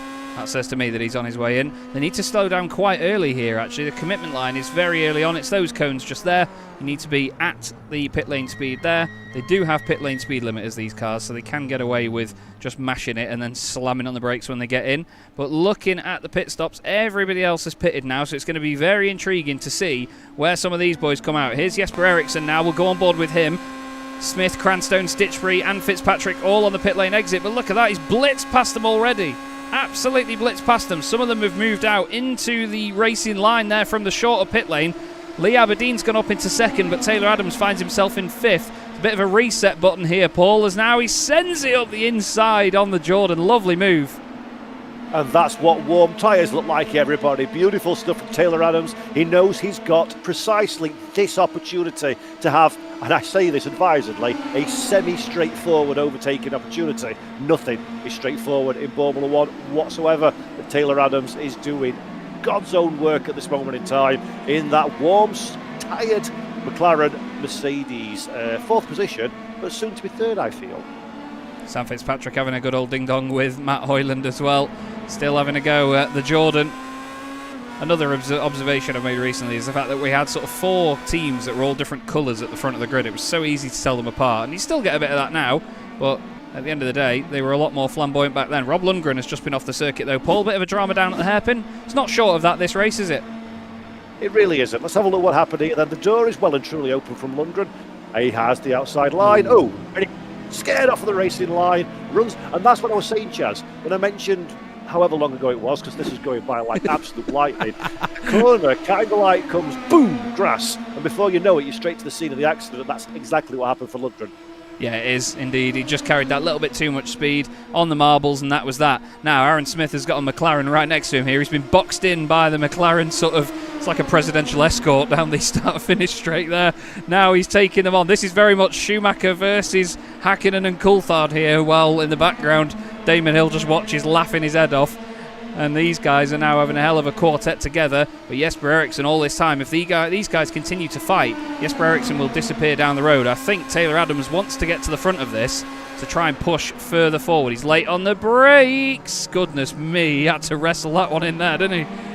That was almost Red Bull Ring-esque. Two McLarens coming together in a hairpin, wasn't it? And Taylor Adams, look at this one. I absolutely love to see this. Aaron Smith, not to be scared away from the battle, has got no intention of giving this one up. He's clinging on to this one like a cheap suit as Aaron Smith wants that bottom step of the podium. But here's the big winner. Look at the slipstream. That is the McLaren of Jake Cranstone. Can't find enough room, but Chaz, this is absolutely exceptional stuff. Still side by side, still not banging wheels. Sideways on the exit from Taylor Adams, tucks it back in now as Aaron Smith tries to hold on. The best seat in the house here is Jake Cranstone. He's got a lovely view of this. Aaron tries to squeeze into the inside, needs to be careful with that though. He bounces off the curb a little bit. Great reactions there from Aaron. These guys are fighting so hard now though. They're losing Lee Aberdeen in front. Can Jake make it 3 wide? Of course he will, down the start finish straight here in the Formula 1 World Championship. Jake says, cheers boys, that was a great fight, but now I want to watch it through my rearview mirror, not through the front of this car. As now, Taylor tries to tuck it in into turn 1, and he's back down the inside again. This is absolutely top draw stuff, this. Phillip Island fans are used to watching MotoGP and bikes race, and we all know that's exceptional racing until aerodynamics spoilt it. So now we're doing exactly the same in Formula cars. This is just brilliant. Every corner you look, Cranstone has the outside line. Very wisely decides the outside line's not the best place to be. Aaron Smith would dearly love to insert himself into that conversation, and insert himself he so does, almost kissing the diffuser of that Jordan 198 ahead. Great battle in between these guys. All the while, Jesper Eriksson is not as far ahead of Lee Aberdeen as he was earlier. Jesper is 1.1 seconds clear now, and he's had a shorter pit stop by a couple of seconds, maybe a second and a half, but it looks like everybody has taken tyres because everyone's pit stops were around 19 to 20 seconds. I think Jesper is the only one in the field that religiously saved fuel from the get-go in this race, so we'll see how that pays off for him later on. Sam Fitzpatrick and Jan Stitchbury still in slipstreaming range. We'll go on board with Matt Hoyland. It's great to see that the slipstream is very potent here at Phillip Island, Paul, but they do hit the limiter quite quickly here, don't they? So they just run out of puff, look. Yeah, it's the right level of potent, isn't it? It gets you into the situation but doesn't give you like a jet boost overtake. It's not DRS. No, exactly. No gimmicks in this one. This is proper motor racing. And you say bouncing off that limiter, 149, 150 miles per hour, it makes it quite difficult. So you've got to be a bit gung-ho in the way that you approach the attack. And Matt Hoyland, he's been up and down the timing screen like nobody's business, always sort of hovering around this patch. I reckon that Jordan's got the legs on these Benettons. Big question for Hoyland is, can he get past Stitchbury? Stitchbury really doing a good job of defending that inside line without being too vigorous. Yeah, Stitchbury's just running his own line, isn't he? He's not really showing that he's phased at all by Matt Hoyland's presence behind him there. Aaron Smith, unfortunately, having a bit of a blink in and out here. His internet letting him down for the present moment, so hopefully that doesn't continue on. And there's a battle here for the final point-scoring positions. Jack Reeve and Ben Chalcraft, they've both had their own dramas down at the hairpin as this race has gone on, but now they are both fighting over 11th and 12th. And with how competitive this is, Paul, and how this could come to a head, these guys will be watching and thinking, oh, flipping heck, I tell you what, I'm quite glad that I'm putting the effort in here that I can now for these single championship points. They'll be very, very important further down the line. But still, lap 23 of the Australian Boar Prix here on Chaz Draycott Media in Season 3 of the CDM Formula 1 World Championship, sponsored by Bottle of Scotch Racing and Derbyshire Holiday Homes. And where on God's earth has this come from? Suddenly 3 Aberdeen cars. leads the race. What? This is beautiful. These are almost painted on top of each other. The beautiful liveries that you've made, Chaz, are all merging into one homogeneous, massive Formula car. That's how close they are. And have a look at that Jordan of Jake Cranstone. He sees a lot of fun being had by everybody in front and brings himself straight into it, past one car. Have a look to the inside. Taylor Adams is vulnerable. Will it be 2 in 2 corners? I reckon Jake Cranstone may be on a bit of a loser at this moment in time, because the inside becomes the outside, and the outside is never where you want to be unless it's Talladega. Cranstone drops back down into third. And Aaron Smith got past Jesper Eriksson in the background there, so in half a lap Jesper's gone from leading this to suddenly being in 5th place. Not sure if he dropped back or something, because he was a second slower than Lee Aberdeen on that previous lap. I want to see where Lee Aberdeen overtook him, actually, just while all this is going on. He just got in the slipstream of him, simply caught him, and they just compressed together. You know what? I've not seen this many tobacco logos together since the corner shops start to take the branding off them. It's just unbelievable. It's just one massive tobacco sponsorship, this. But you know what? iRacing know about this championship and they don't mind. So to all of you, there was a few people moaned about it and said, why don't you do tobacco-free liveries? I'm holding a single digit up at the screen right now, and you all know which one it is. Jack Reeve currently is, well, stuck right behind this tower. I just love this slipstream effect, though. Let's go back on board for this, because look at the speed. Suddenly, 134. There it is. Change up. Bang! It's like a rocket. But listen, he's lifting. Yeah, that's clever from Jack. Yeah. There's no point. There is no point having a swap save and losing even more time. This is really smart from Jack. He's going to do a bit of fuel saving as well. Yippee-ki-yay. That's always good, because remember, there's another pit stop coming. And he's going to wait for the opportune moment. Try to work together a little bit. Do the exact opposite. Exactly what I'm speaking. Thanks very much, boys. And Jack Reeves goes side by side. Well, they're not fighting, Jazz. The big thing is they're not defending. They're not fighting hard for each other. Reeve was forced into that one because the door was open and it would have been slower to dismiss it. Yeah, Chalcraft sort of... It's like he's pretending not to let him through while also letting him through. It's a weird one. Yeah. Simon Price has unfortunately been off the road in the Minardi. He's just going to drop it here on the way in. Look, it's just going to go around mid-corner.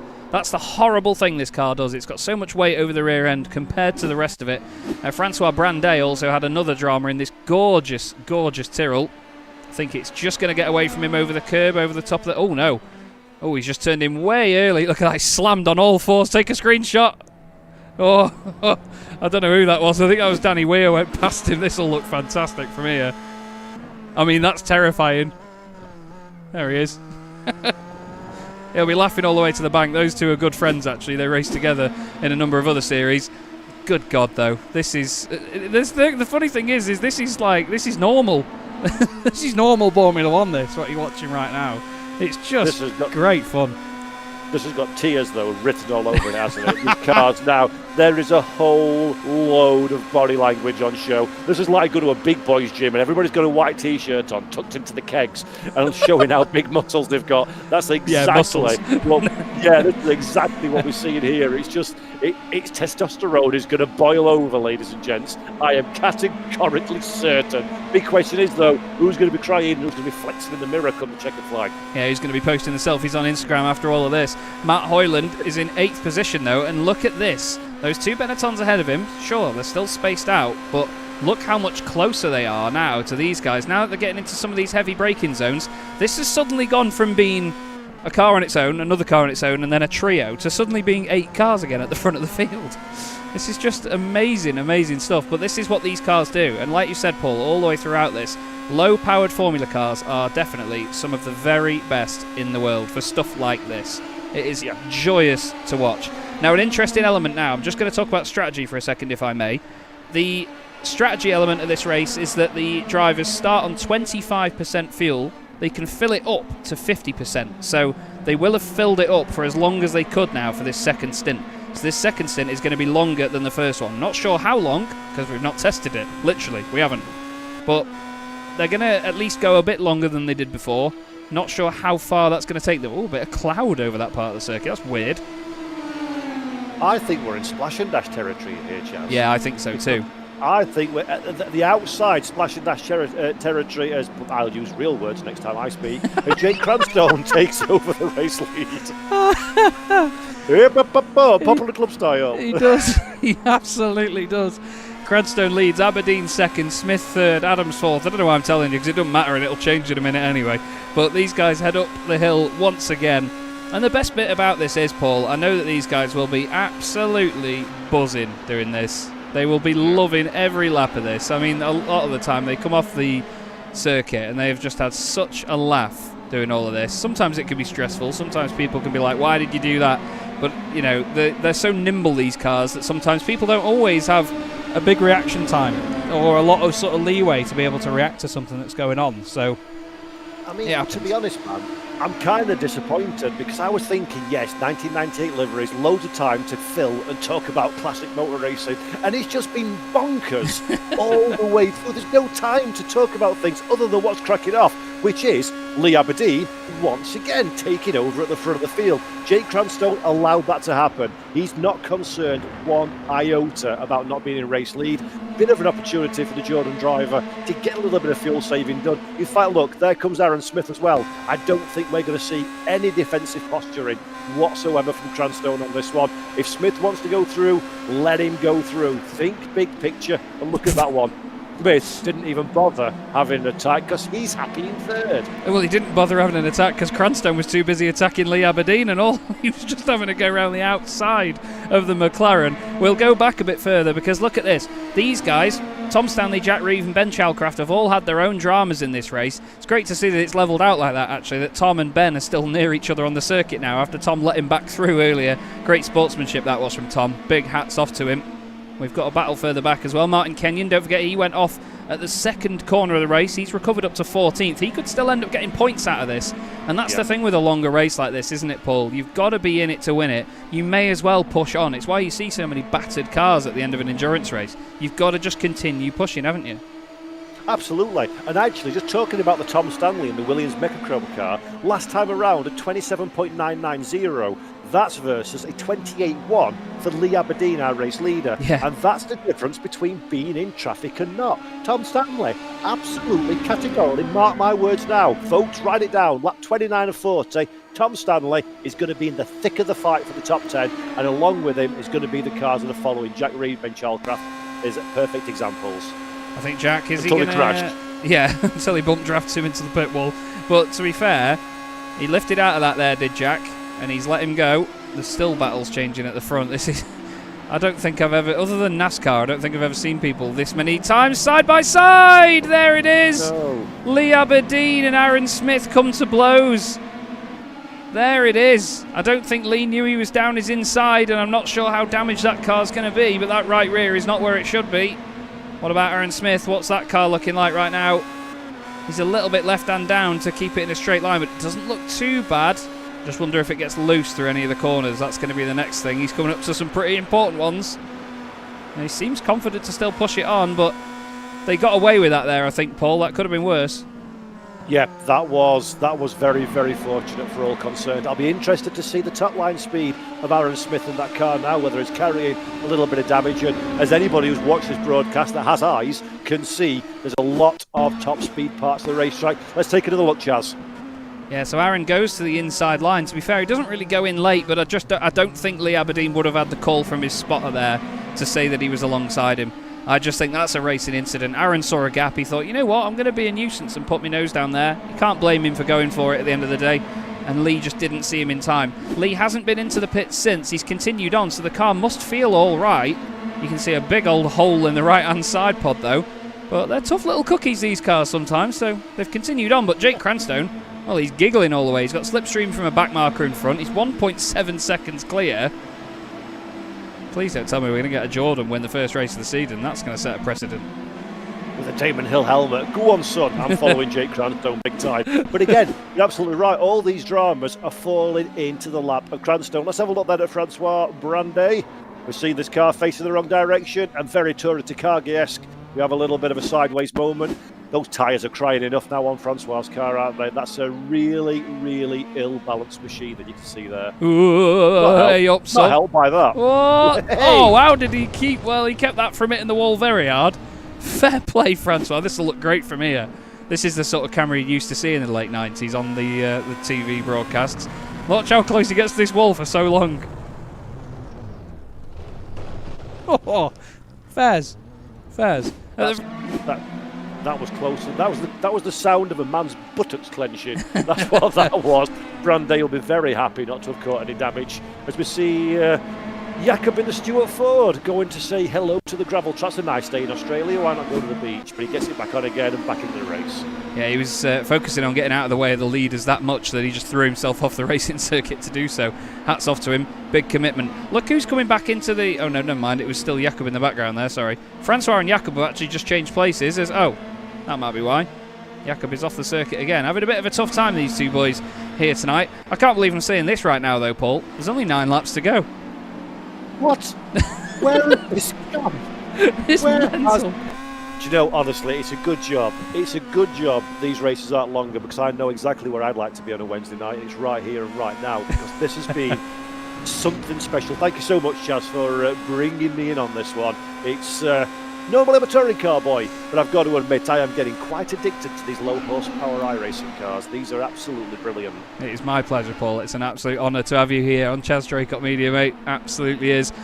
And may it continue for a long, long time. This championship is just getting started, though. This is round 1 of 10 of Season 3 of the CDM Boremula 1 World Championship. We're here at Phillip Island tonight in 2 weeks' time. No, is it a week? I don't even know. I run the thing. I should know. We go to Okayama next time round. You might all remember it as Thai Circuit Aida, however you pronounce it. What a circuit that's going to be. Slippy Japanese tarmac in these things. That's where they were made, the Pro Mazdas and the Star Mazdas, as they used to be called. Now just the Formula Mazda, I believe. Now, is there any love lost here? Lee Aberdeen behind the car that turned him around? We'll have to see. I don't think there's going to be any form of retaliation or anything from any of these guys. They're all very friendly with each other. They all know this is for fun. At the end of the day, they've both continued on, which is great to see. The cars might have a few scratches and marks on them, but it's not horrendous, is it? They've got a pretty good run on each other. And, well, they've got Jan Stitchbury for company as well in that Benetton, painting the back of that McLaren blue. Look at this one. Stitchbury one way and then the other. The outside line's all that's left to him, which is not the best place to be, as we've said many, many times. And Jan Stitchbury doesn't quite pull it off. But again, Chaz, 32 laps of 40. Do you think they're going to need another pit stop? Or can these boys sweep through without stopping for fuel? Well, I don't know, because I think, what did they do? 11 or 12 laps to begin with on 25%? So if I was sensible, I would have written that down, but I elected not to. So caught up in the excitement. This is a move down the inside by Jan Stitchbury on Lee Aberdeen. Lee's giving him plenty of room. That's lovely to see, but he doesn't want to do that because the two of them are then going to have to... Oh, no, Lee's run wide. Lee's run wide and clipped him, and off he goes. Second bit of contact of the night for Lee Aberdeen. Oh, no. Lee. Oh, that is going to go down. Well, I'm telling you, that's going to go down like a cup of cold sick. Kevin Zemstra will not be pleased with that. Kevin, complete innocent bystander there. Lee came back onto the circuit, but he just crosses the track. I think he was hoping that it'd spin around and loop, like do a sort of half donut. But that is... Trying to do the sexy rejoin with a bit of a booted up. And Lee Aberdeen is that far off the racetrack. He's gone to Glasgow. 13th position. Can you believe it? He's one of the guys, folks. If you're just joining this one, more fool you. You've missed an absolute cracker. Go away, come back again, watch it on demand from the beginning. It's been absolutely brilliant. But for Aberdeen, he's been one of the stars of this race. He has. And I think in pit lane, he ain't even going to be in the top 20 if this one pans out like this. I feel sorry for Lee. Yeah, I do. Entertaining. Yeah, absolutely. And to be fair, I mean, the incident was just he ran wide. Jan Stitchbury tried to move on him. Look, we'll watch it again. Jan Stitchbury in the Benetton. He went down the inside here. He cuts to the outside very, very late. But you know what? Fair play to him. Gets it stopped. And then it continues on and on and on. And then not too long after that, he had another go around the outside here. But just watch this on the exit on this left-hander next up. Great room given by Lee Aberdeen there. Really respectful stuff. He did nothing wrong. Just the car understeers wide. Look. Jan didn't leave all the room in the world on the inside from that view, but at the same time, Lee just understeered into him. Stuart Clark is now off the road. He's got a bit of damage as well to the front left corner of that Stuart. What on earth has happened to Stuart? Francois Branday has been off as well. I hope nothing to do with each other. Oh, has he spun in front of him? Stuart's lost it on his own. Francois on the brakes, trying to find somewhere to go. Oh, hello. Oh, poor Francois. He's had a nightmare race in this one. Welcome to Boremula 1, Francois. It's certainly been lively, this, Paul. It's continuing to be more and more lively, isn't it? Because these two are getting very close together. Jesper Eriksson and Sam Fitzpatrick. I must admit, Sam Fitzpatrick that's a lovely comeback drive. It was dropping like a stone from pole position, and then quite quietly, I'll have to admit, I've kind of overlooked it, shall we say, caught up in all the hoopla and excitement. But Fitzpatrick's doing a really stout job. Down there in 4th position at the moment, but as we've said before, kind of irrelevant at this stage because of the battle pack around you. And Tom Stanley, another driver, has had a bit of a cracking race, confusing the heck out of me that it's a Ralph Schumacher-esque helmet, but a year too early. I always get that one wrong. But Stanley doing a great little drive so far up there in 9th, and I'm sure having a rare old time in that little battle with Jack Reeve and Ben Chalcraft. Ben Chalcraft back into the points as well in his Sauber. He's just got to be careful not to ruin that now with any contact with Jack Reeve. These boys are getting a little bit more confident around each other, aren't they, and getting closer and closer together. Martin Kenyon is quite a while off as there goes Tom Stanley. Martin Kenyon's still a while off the points, unfortunately. Good stuff that by Tom. He focused on getting the car stopped rather than trying to get it stopped on the circuit. Fair play. 5 laps to go in the Australian Boar Prix. And Lee Aberdeen, by the way, he has carried on. He's been in the pits and he's come back out. Let's not forget, he was the fastest driver in pre-season testing. He won pre-season testing to get that seat at McLaren. Christian Rose has made a good point in the chat. He says, I'm still expecting Cam Dance to just show up and win. Because Cam used to do this really annoying thing where he'd show up in the last 2 minutes of practice to get into the session, and then he'd go on and win the race every time. In season 1 of Bormula 1, Cam won 8 races. No driver won more than 1 except him. He won 8 Competitive races. people sicken me. I hate it when they're so good they lord it over you. It's like, I'll try so hard, but come in and nail me by a second. Yeah. And that's why we commentate Chaz, not race, because those who can do and those who can't talk about it. And that's exactly, Murray Walker said that. Yeah, Couldn't agree more. One of the best things Paul has ever said to me, everybody, was while we were commentating together on the FTR Events Championship, the Production Car Challenge Plus, not too long ago. And he said, I love being incompetent because it's a lot more interesting. And he's absolutely spot on. Also, what's spot on is, if you look on your screen right now, we've got 5 cars battling for the lead of this race. They are 5 cars from the top 5 manufacturers of the 1998 Formula 1 World Championship. How cool is that? That is proper cool, actually. The inner nerd in me is screaming tears of joy, not least of which because a Damon Hill looking type car has the inside line. That is, of course, driven by Jake Cranstone. And again, Jake has a little play in the race lead. Don't think it's going to last too long, though, because Taylor Adams doesn't look particularly enthused about that one. And Jesper Eriksson, let's have a big shout out for Jesper Eriksson. Pulled an absolute blinder on the pit strategy, came in nice and early, very short stop, courtesy of fuel saving, and he's back out and absolutely in this picture. In fact, there we go, that's the move for Eriksson, that's 2nd position.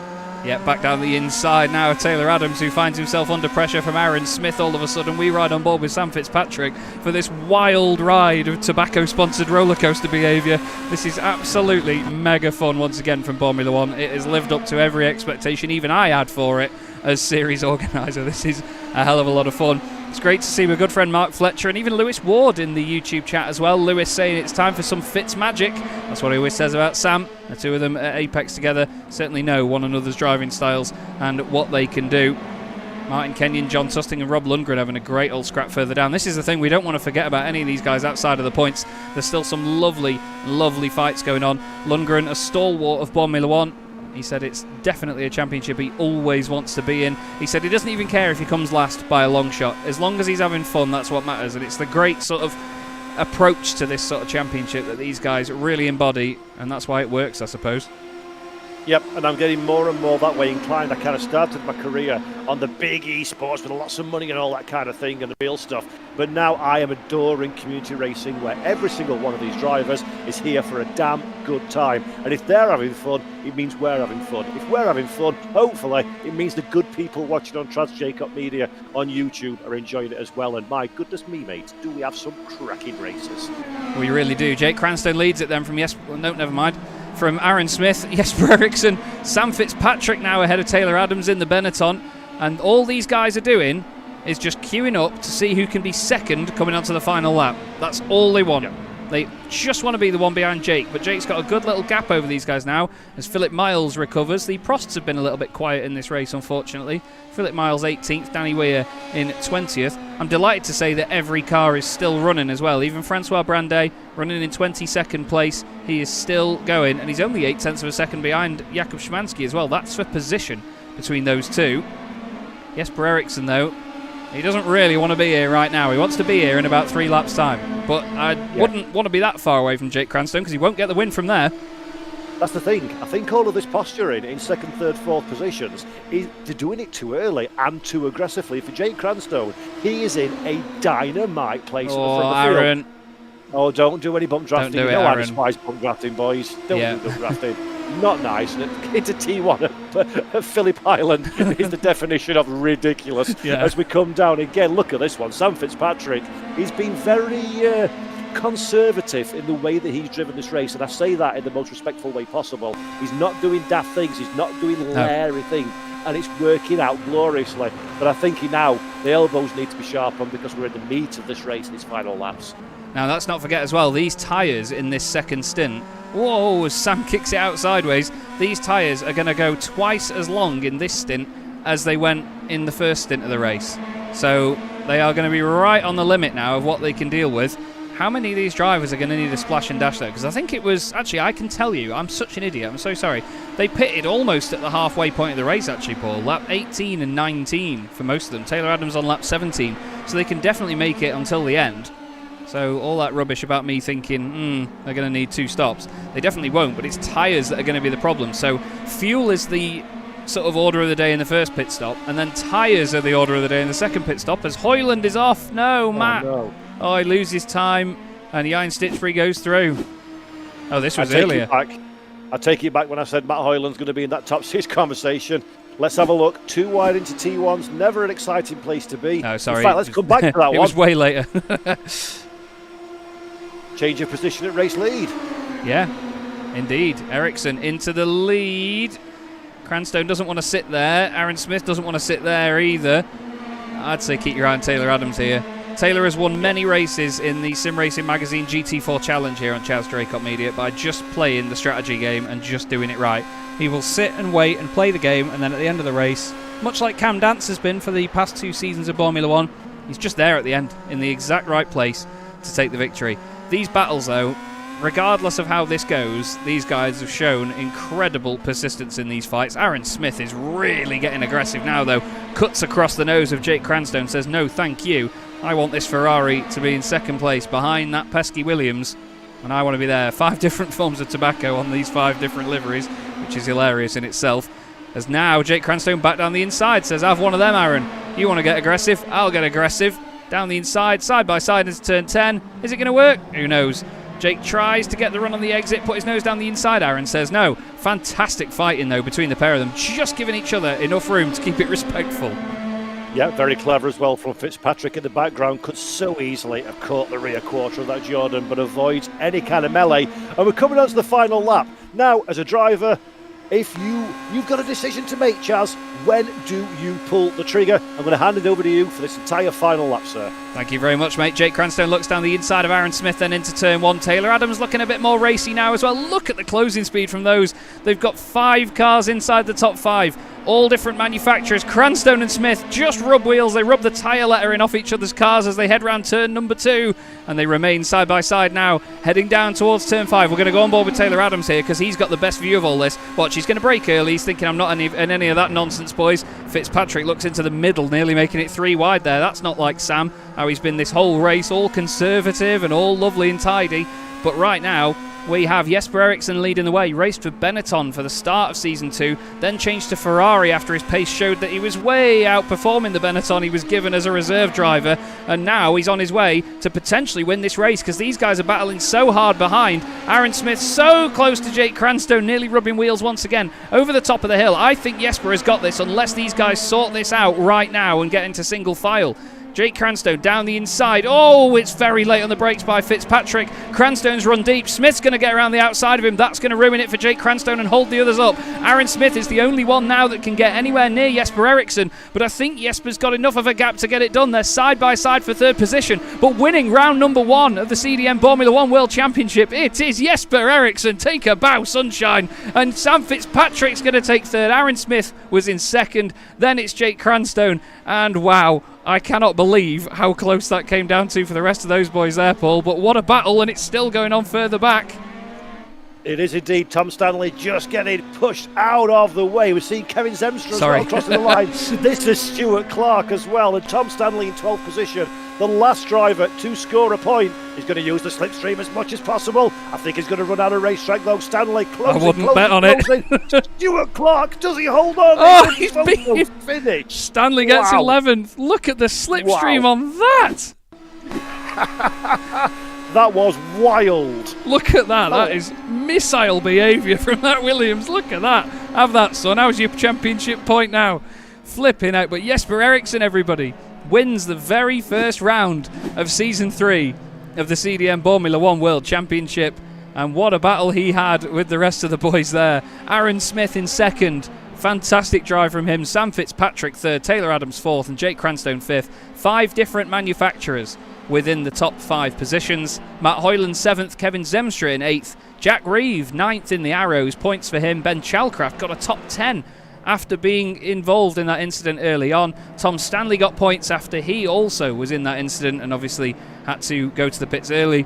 Tom Stanley and Stuart Clark, the final point scorers. But Paul, your first taste of Boremula 1, mate, what did you make of that? It tasted like a perfectly cooked steak. Absolutely delicious. Thoroughly enjoyed that one, Chaz. And Jesper Eriksson, what a victory. Absolutely stealthy, intelligent, perfectly executed drive. Very, very well done by Jesper Eriksson. He wins by just under a quarter of a second from Aaron Smith. Sam Fitzpatrick next up with Taylor Adams in 4th, then Jake Cranstone in 5th. The top 5 cars separated by less than a second. Jurgen Stitchbury finishes in 6th ahead of Matt Hoyland in the Jordan. Kevin Zemstra is next up ahead of Jack Reeve. Great drive from Jack, finishing 9th. Ben Chalcraft gets a top 10 despite his early incident. Like I say, got to be in it to win it. Tom Stanley's next up ahead of Stuart Clark and Martin Kenyon, and then John Tusting and Robert Lundgren. Connor Hatfield finished in 16th ahead of Lee Aberdeen. What might have been for Lee in that one. 2 incidents really putting pay to his race. Phillip Miles next up with Simon Price, the last car on the lead lap. Danny Weir, Francois Brandet and Jakub Szymanski all still finished the race. And hats off to everybody for making it through the first round of the championship. So, yeah, could not agree more with that one. Well done, everybody, for finishing, because it's difficult when you've had a bad race, but it's big respect to everybody to take part and finish at the flag, and I love to see that one. But goodness me, Chaz, goodness me, unpick that one if you can. I can't. I'm going to take a couple of hours, sat down with a glass of wine trying to work out what I've just watched. It was legendary. It absolutely was. Legendary is definitely the word for it. And it's great to see this man back in the championship, but also, of course, taking the race victory in his very, very own style. I can't get the words out right now because I can't figure out where the driver details have gone. Jesper Eriksson, you must be over the moon, mate. That was not easy at all, but again, that's just Boremula 1, isn't it, mate? Oh, yeah. Oh, hell. I could feel my heart beating throughout the last lap. Just so enjoyable. I absolutely love this, and I'm so happy this championship is back. Man, this is so much fun. And you got a win with it as well. 15 points on the board straight away from the very first race of the championship. It doesn't get much better than that because, I mean, there was about 10 of you at one point that could have won that. Oh, man, I think the whole field could have won that. It was every car out there could have won the race.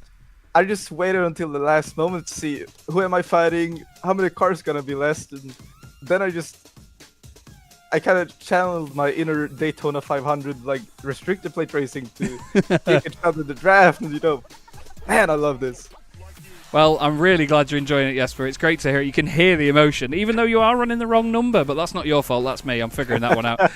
Still, I mean, a great return for the championship after so long. Okiyama next time out is going to be more and more slipstreaming, isn't it? Are you expecting more fun? There's not going to be no fun in this. It's always fun. Absolutely. Thank you for bringing this back, Chaz. It is my absolute pleasure, Jesper. It's great to hear it. And is there anyone you'd like to give a shout out to before you go? To be honest, the guys I raced, Smith, Crymsun, Fitzpatrick, Adams, and you guys, of course. Such a fun race. Well, it was great to see you out there, Jesper. Very well done on the first win of the season in the CDM Boremula 1 World Championship. And we'll see you at Okayama, mate. Have a good one. Yeah, you too, guys. Well, I'll tell you what, Paul. He wouldn't be able to lie and tell us he wasn't happy about it, would he?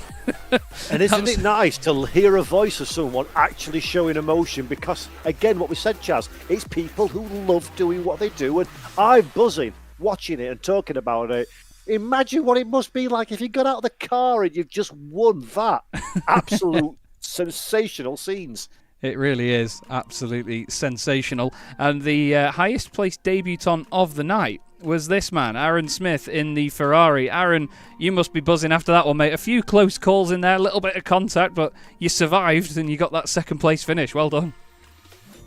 Yeah, I think that is probably the most intense race I've ever been in my life. I cannot tell you. If I was wearing my Apple Watch, my heart rate would have been consistently unhealthy, probably. It was, even though it was so intense, it was so much fun. Like, especially that final lap. I was talking to Sam the whole race, and even he said he was expecting us to all just be in a ball of flames by the end. And surprisingly, we didn't. And it was so much fun. I really, really enjoyed it.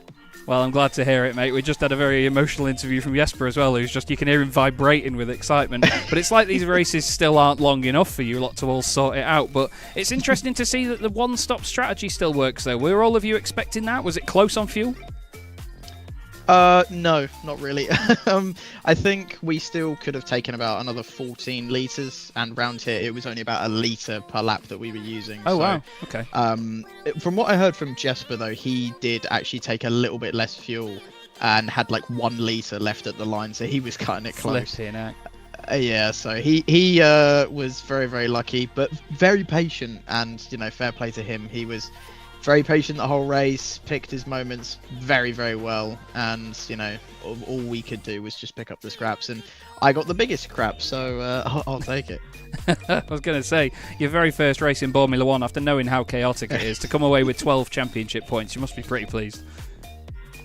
Oh yeah, absolutely. I did not expect to be on the podium, really. I said to Sam and Jack before, I will be happy with a top 5, maybe even a top 8. Like, it's a very chaotic league, very, very close. I think it was like an 8-car train for most of the race until a couple drivers had some incidents, but it was so much fun. And to get P2, like you said, it is such a good feeling on my first race, and hopefully it's a sign of things to come.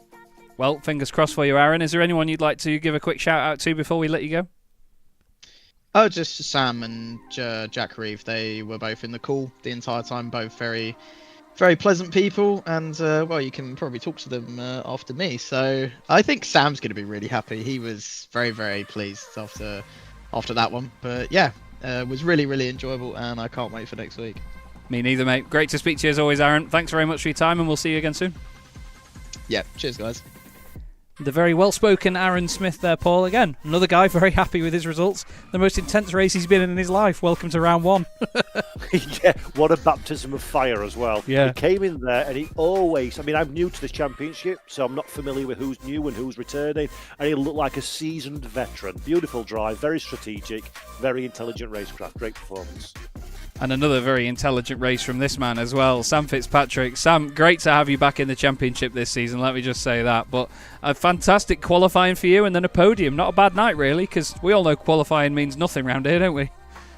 Yeah, it's annoying that I took a pole on the one track, which doesn't matter for it, isn't it? So, yeah, I was really pleased that way. That was the fastest lap I've ever done, actually, on the circuit. The track seemed absolutely mega at the start of quali, and, yeah, it was really strong. And then, yeah, it's just stressful, those races, you know, like, it's so tricky to find your way at the front of the order at the right time. I was trying to save fuel. I didn't really do a great job at it, so I'll take third. Like, I just didn't want to crash, really, like, and I could have easily been 5th in those last few moments. So, yeah, much better performance there from Aaron and Jesper in particular really deserve to get that 1-2. Well, I was going to say it's a sort of battle against yourself, isn't it? Sort of doubting whether you're on the right strategy and whether you push, whether you don't. But it's very IndyCar, NASCAR-esque, but also trying to avoid contact wheel to wheel because these things are, well, I was going to say made of cracker bread, but they prove to be quite tough tonight for some drivers. But it's so scary being so close all the time, isn't it? Yeah, I got one hit into the side pod, but it didn't seem to affect me too much. And just didn't want to be involved in a crash war. So we've got to think about the championship as well. So you don't want to have a 0 score this early on in the season. So yeah, I reckon like any one of us top 5 could have won that. So like, yeah, it's like I think for me it was like maybe a 20% chance at the win. So I'll take the podium, and I'll take a pole position as well because I never take a pole. So that's what I will remember from this. Well, fair play to you, Sam. It was great to see you back in the championship and great to see you up at the sharp end. Is there anyone you'd like to give a shout out to before you go? Well, thanks to Apex Racing Simulators. I am using the Apex Racing Simulators right now in Corby. Nice. We've got a bunch of them in the reception area, so it is very useful. So thanks to them for letting me use their rigs. Thanks to Aaron and Jack for keeping me company during the race. I accidentally sabotaged Jack because I said, taking tyres is probably going to be necessary, right? And he went along with it, pitted 1 lap early, and then said, I have 90% tyre wear still. So that very much told me and Aaron, don't take tyres. So apologies to Jack for messing up his strategy, but well done to him for doing very well on his debut and Aaron's debut, of course. And of course, thanks to you guys for broadcasting. I look forward to watching it later on. Well, it's about an hour of me and Paul just losing our heads. So, yeah, you'll certainly enjoy it. That's what we tune in for. Well, great to speak to you as always, Sam. Thanks very much for being a part of it, and we'll see you again soon. Cool. See you next week. Cheers. And what we'll do, Paul, is very, very quickly move on to another gentleman who made his debut here this evening and got championship points. As a result, the first driver to score points this season for Arrows, while John Barnard's off moonlighting and doing things for Prost. Jack, you must be also buzzing. I mean, everyone we've spoken to so far has been buzzing, but welcome to Formula One. Thank you very much. Thank you very much. And just a big thank you to hosting this again. I was unfortunately not around for the previous seasons, but looking forward to this season. And so far, I would say I'm fairly happy. Yeah, it was going to plan at the start of the race. Was in a good position, just sat behind everyone. Unfortunately, had a little spin which sort of took me out of the pack. But nevertheless, top 10 I'm quite happy with. Yeah, I was going to say it's still a solid result, at least in the Arrows as well. And, I mean, in this championship, there's a lot to get used to in terms of how the race develops, isn't there, with saving fuel and when to push, when not to push, and let alone the fact that the car is a little blighter to drive sometimes, isn't it? Yeah, it's very much me, Aaron, and Sam were all in comms together, and we was just everyone's talking to each other 24/7, trying to figure out when people push in and how much fuel to save and how much fuel to take in the pit stop. And there is quite a lot of strategy that actually goes into this, which is quite refreshing, to be honest. Yeah, rather than it just be a straightforward sprint. There may only be one pit stop, as I certainly don't know my fuel numbers, but at the end of the day, it still spices up the middle of the race, doesn't it? And it splits up the field, and it's like a bit of a reset, isn't it, for you guys? Yeah, for sure. Yeah, 100%. Well, it's been great to watch, Jack, and obviously well done again on the points and that beautiful Arrows, if I do say so myself. Yes. Is there anyone you'd like to give a shout-out to before you go, except John Barnard? Just all my family, I think, downstairs watching this. Yeah, just a shout out to them and everyone else for tuning in to the broadcast, and I hope you enjoy the rest of the season. And thank you again to you, Chaz, for hosting it. It's my pleasure, Jack. It's great to have you as part of the series, and we'll hopefully speak to you again soon. Yes, hopefully. Thank you, guys. Cheers. Jack Reeve there, Paul, getting points on his debut. You can't ask for much more than that, can you, really? What a great drive that was by Jack, especially considering that, like you said, I mean, we're looking at the pictures now. He was in the fight in the early stages of the race, just had that little tiny spin, and that's all it took to throw him away from the slipstreaming. Yeah, really, really good debut. And, of course, most importantly, a big hello to the family Reeve watching downstairs. I hope you enjoyed that broadcast. I think your boy Jack did a sterling job to get up there in the top 10, especially on debut. It's a very easy race to trip up on. Absolutely is. So, final words, Paul. Any first thoughts after all of that? Because it was certainly a whirlwind to get us started this season, wasn't it? One thing I have learnt from my brief time behind the camera, behind the microphone in this championship, is thinking is something you don't need to do. It's all on your wits for the drivers. It's all on the wits for us commentators. And mate, I have absolutely loved every second of that one. Fantastic stuff. Bravo to all the drivers as well, because, of course, it wouldn't be an interesting race if it wasn't for interesting racing. And everybody has raced like a true champion today. It's been legendary. I've not enjoyed a race as much of that as that for a while. Well, it's great to have you here, Paul. Of course, next time round we'll have Ed May back in the box with us for Okayama, but then Paul will be back with us on the 12th of March and then the 19th of March, and then he'll be with us for a couple of rounds towards the end of the season as well. So thank you once again, Paul, for being a part of this. It's an absolute joy to have you here in the Championship. Thank you so much to the sponsors, Bottle of Scotch Racing and Derbyshire Holiday Homes. There was so much going on, I barely got a chance to mention them, so I do apologise, but thank you once again for your epic support. Thank you all for watching us here in the CDM Boremula 1 World Championship here tonight on Chaz Draycott Media. Jesper Eriksson takes first blood in the Williams, and, well, we've got no idea on who's going to take it for the rest of the season. But for now, thanks for watching, everybody, and enjoy the rest of your night. We'll see you again soon.